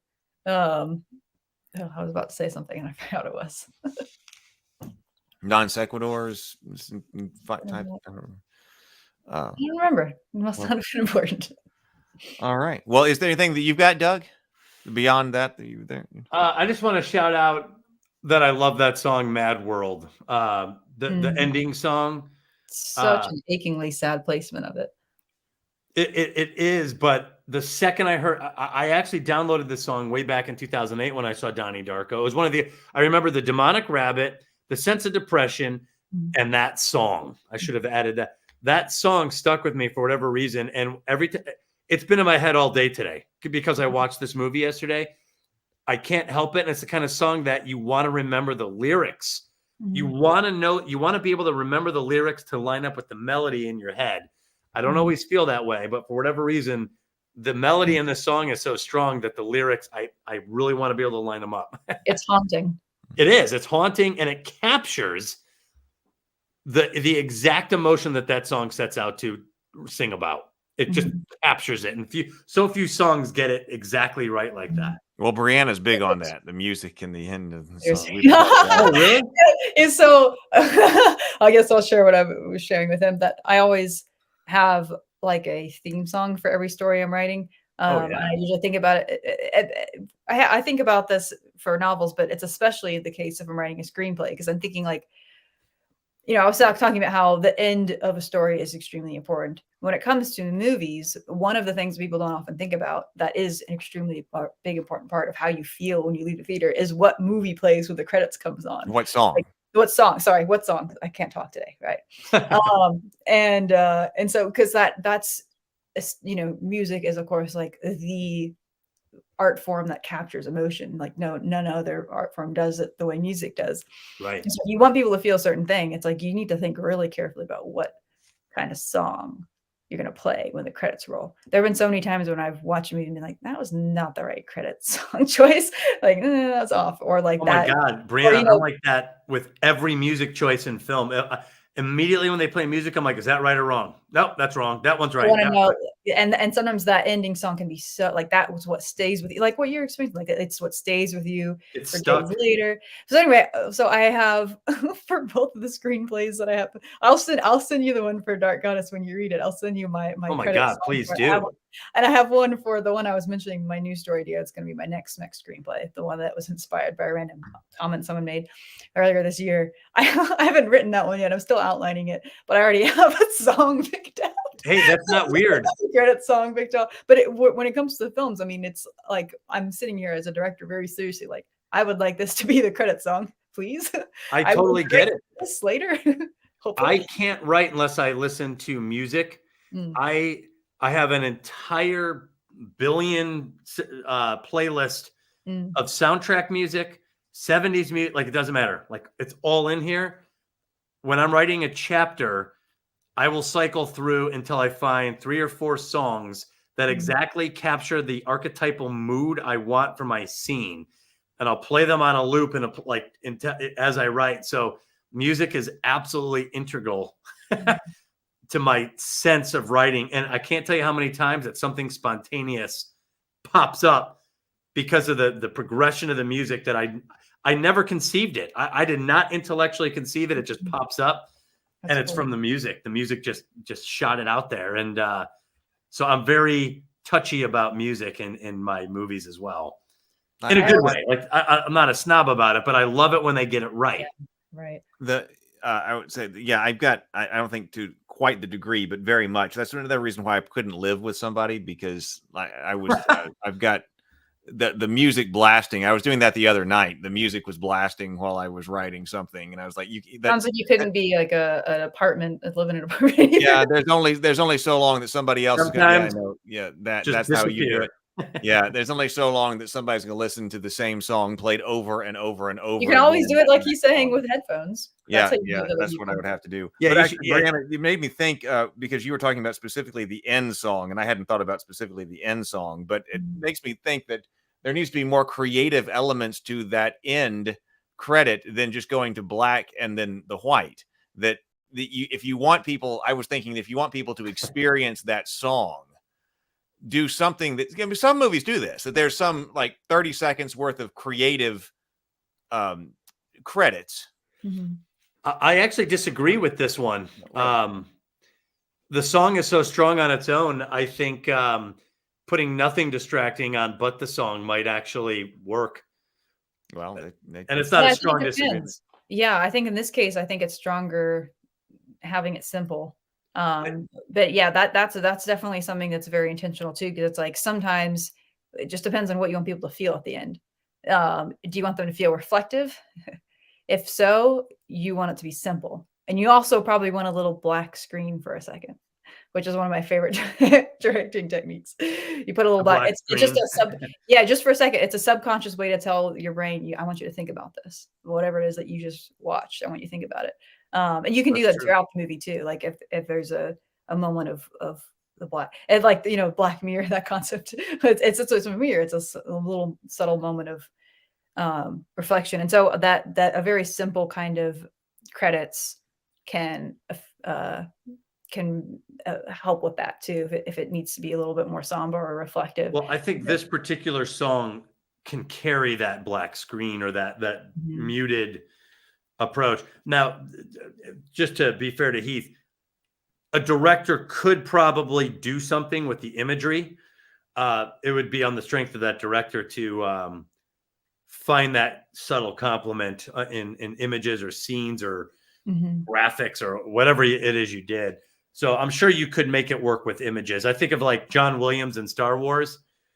If you put a different director there, the scenes might not work. But with the scenes and with the music, it's unbelievable. So it's up to the director. I think a smart move by the director is to try not to distract from the music. That's what I think.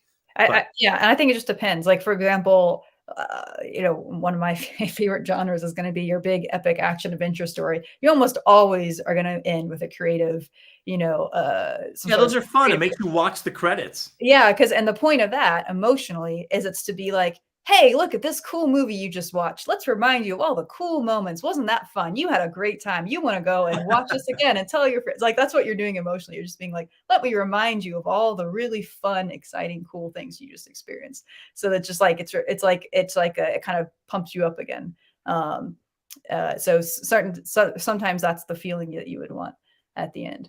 So it just depends on the story. But yeah, I can't lie. This song's been in my head all day. All day. I can't get it out of my head. I'm going to have to pay more attention to it, which I'll do as soon as I get off here. Oh, wow. But it's a good song, man. Like, I liked it back in 2008 when I first heard it. I'm sorry. What's that? I said Sable's got plenty of controversial opinions. Sable didn't like it. And I think based on, more of an intellectual lens, the film it doesn't work on the intellectual level. And I think he's right, but I'm saying that the film does work on an emotional, psychic, archetypal level. There are things and notes and moods and feelings and an experience you have when you watch it that does work, despite the intellectual incongruencies. And like I said, if you're going to attempt an intellectually incongruent story, you better nail it, because the chances are you will not succeed. I mean, it's going to be difficult. And I mean, at the end of the day, I guess my controversial opinion is that like that is the stuff that matters most for most viewers, for most audience members. It's the emotional side, it's the psychological side, it's those, you know, when you're hitting those archetypes, it's how does the story make you feel? Because you go to watch a movie to feel something, you know, and then I think some viewers are more like they engage with media on a more intellectual level. And so they're different kinds of viewers. Yeah. That's true. And so some things will resonate for one person and not for another, obviously, just on like a very broad sense. I think that's true there, depending on which of those two things matter more to you. Well, there are times where, and I'm sure Heath, you've done it, and Brianna, I'm sure you've done it, where I'm trying to review a movie and I am thinking analytically and I'm like, there's a mistake. And then I watch it again the next day because I loved it. Yeah. And I judged it so poorly, but I liked the movie. It happens a lot, actually. I really can't talk today. What I was trying to say. Heath, I think I don't remember if we were saying this on the stream or not, but both of us tend to be very tired today for whatever reason. I just worked 5 10-hour days in a row yesterday. So, oh, you did? Yeah, that's why my brain is off today. I don't remember what I was about to say. Someone else talk. Well, that's Daniel says you guys keep saying my controversial opinion than saying something that's insane and normal thing. Here's my crazy take. I would love for there to be world peace. I know that's controversial. Yeah. Not really. Well, I'm glad that you recommended this one, Brianna, because it's not one that I ever would have watched otherwise. I completely missed it. I'd never seen it before. I was vaguely aware of the title, knew nothing about it. So I am definitely glad that you recommended it and we covered it, because it seems like has been a really good one to cover. And I guess we gotta send the thank you to that friend of mine who mentioned it. I should send this to her and be like, "Hey, look what you inspired indirectly." Watch this video. Send it out. See, in some ways, this has been kind of a conversation that I wanted to have about some of the other films, but sometimes other people have been on the other side from me. That we've got a film that we've got a film that is working and resonating. I'll use that word. Sable was using that word. This resonating for some reason with people that people like, but that it's also really structurally unsound. You know, we've come up with all kinds of things that didn't pay off, that didn't particularly make a lot of sense.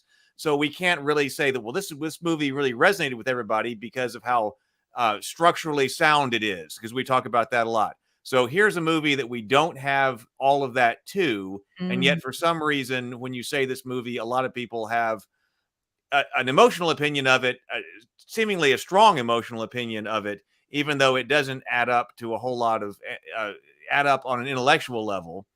But I think we've covered some of the reasons why it is still resonating with people and why this one happens to have hit that. It's not something I think you should necessarily strive for. Yeah, that's probably an exception. It may be an exception. Yeah. I think because you have a lot of films. I mean, Sable's talking about this too. You've got a lot of films that lost.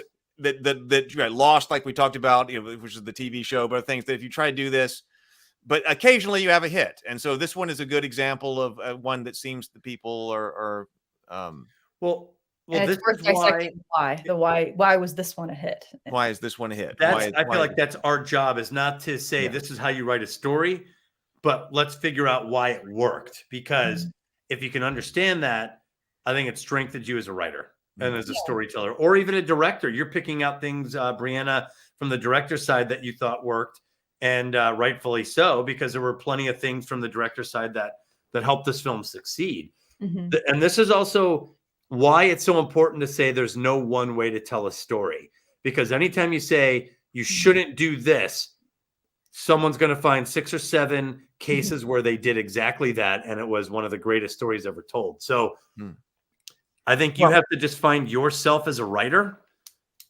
and get really good at your style of storytelling, and then see what comes out. Because sometimes you'll follow the rules and it'll work. Other times you'll break the rules and it'll work.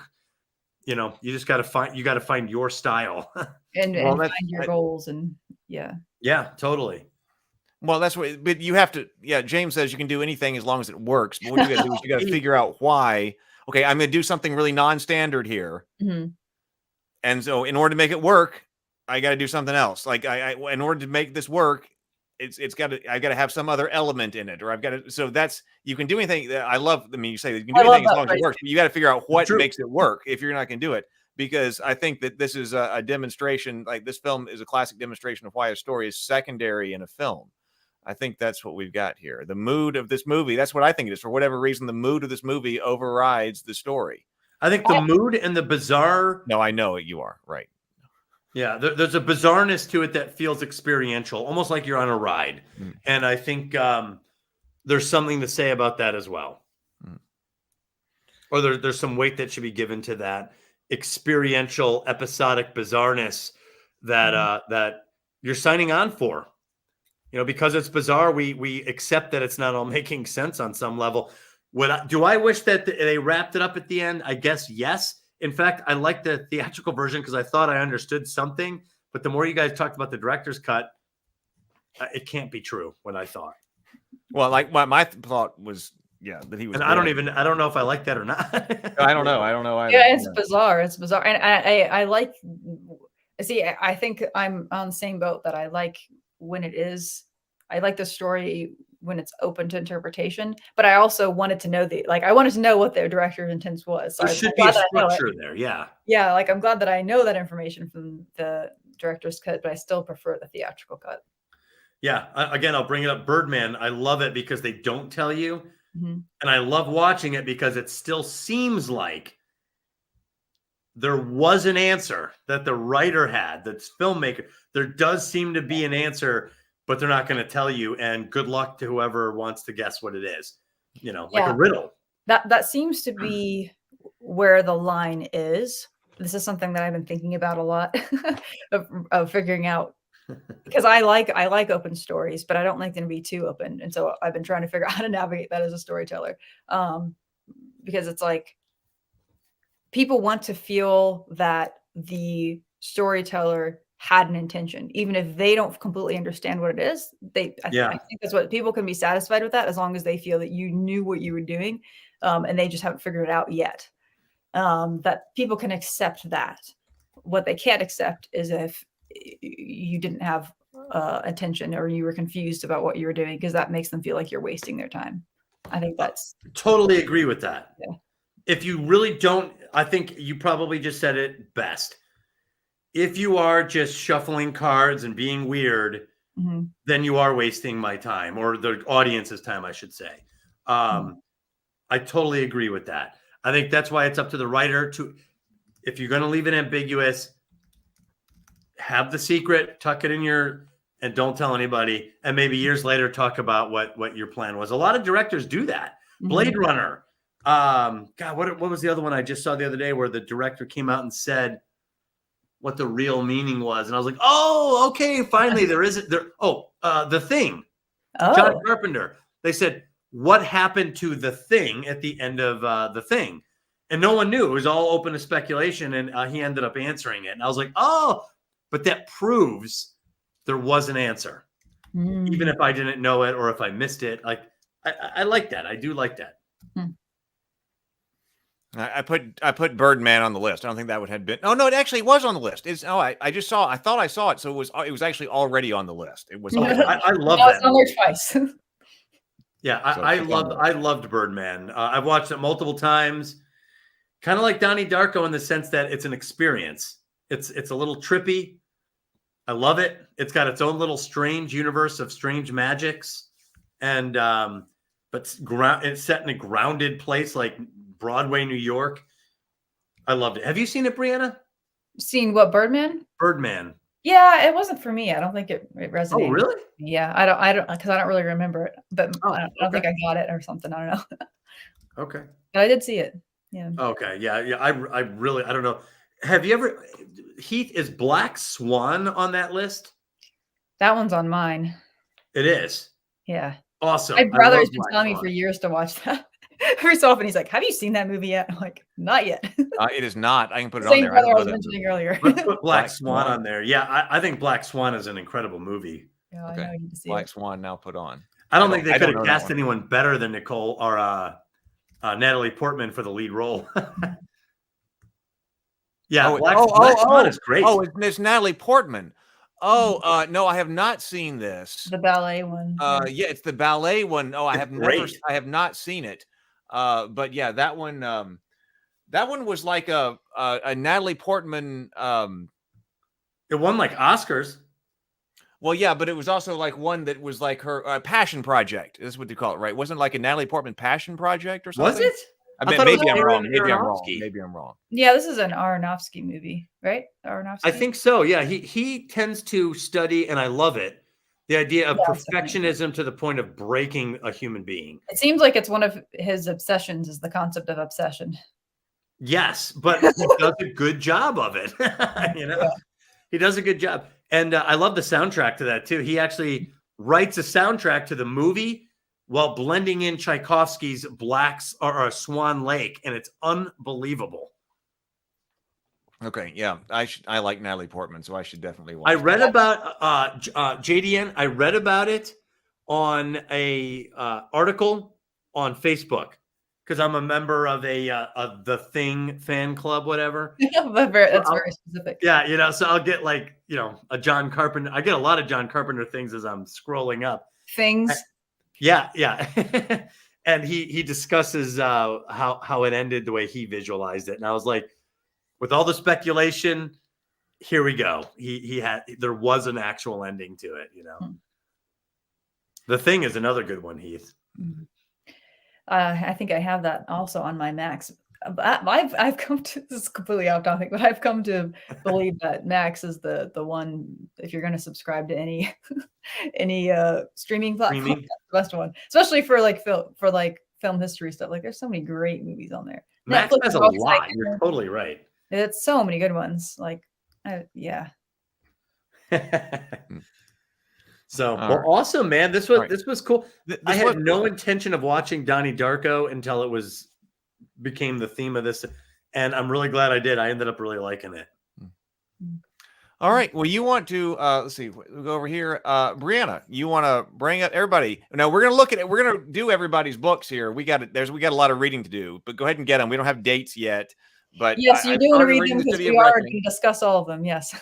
Yeah. So go ahead and get them and be reading through them. Because we should put a date because if there's a date, I'll read it. Like that's how I know when to start reading. Yeah, that'll give people a sense of ahead of time, especially for novels because they take a while to read. And mine in particular will take a long time for people to read. Although maybe not. I've had people tell me they devoured it in a few days. So. Really? Yeah. Well, that's a big book. Brianna and I are going to be working on that tomorrow, so we may get together some kind of additional schedule. We'll look at the schedule and put together something for that tomorrow. But there it is. So it's on City of Reckoning. That's where you go. It's on Amazon. Yes. I just dropped it in the link in there. And then also, if you want to know, Brianna puts out some amazing newsletter once a month. Yeah, thank you. I do. I put a lot of effort into them. So she puts a lot of effort in the newsletter, unless you know what's going on. A once a month newsletter. Yep. So if you like following Brianna, that is the only way to do it. I have no social media anymore. Yeah. Well, it exists, but I don't update them. So that's where. So go there, Doug. Right here to Faraway Bird. Yep. I encourage everyone to buy it. This book. Everyone and your mother. Yes. It is heavily researched. It's based on the actual events and biographical details of her life at a time that is very unusual. The Byzantine Empire is a very fascinating place, and I do my very best to bring it to life in this, and her to life in this. So I would love it. It would be awesome if we could discuss it, of course, because it would be fun to hear what everyone thinks, really. Mm. Yes, in the context of all of the theories of storytelling and all this stuff. Yes. Absolutely. Like this crowd would be an incredible crowd to hear feedback from. So that'd be amazing. James buying them twice. Oh, nice. Thank you. Boy, we like James. James is the real superhero here. All right. And so, yeah, we need to get dates on these things, but get them here. I'm working on them. And also, if you do not have Goodnight Sword, This does not take you hours and days to read. This is That very is- different that from is the selling point for Heath's as opposed to ours. right. This is so Goodnight Sword. If you want a hard copy of that, is of course my take on Goodnight Moon, the first one out in the Tales of Rabavania. It is on Indiegogo. If you want a hard copy right now, I just put it out. I just launched this morning, so we'll go for a couple of weeks. We'll have it before Christmas if you want to get it. But come over to Indiegogo. All these links are down below. I put them in the description as well. I just put them in the comments, but all these links are down below. Goodnight Sword is on right now, and then we're gonna do the Christmas story, the Trial of Saint Gabriel, right after this, and I'm gonna put that preview out to people who want it very soon. So follow here, follow on the Heath's Geekverse channel, and then you'll find out. Subscribe, and then you'll find out when that's going, and we'll get you on a list and get you a preview of that, and then we'll do a hard copy of that on Kickstarter. Everyone should have a copy of Goodnight Sword. Everyone, and your child, and your nephew, and your Yes. All right. Well, so that's it. So, all right. It's a Everybody, mad world. wonderful night. You should almost play the music and roll credits. Yes, yeah, I know. Maybe we should do something like that. Come up with some end music for this sometime. All right, everybody. I'll see everybody in the morning for the morning grind over on the Heath's Geekverse channel. We'll be doing something. I'm talking about something. Everybody, check out all the books. We'll see you later, everybody. Good night. It was great.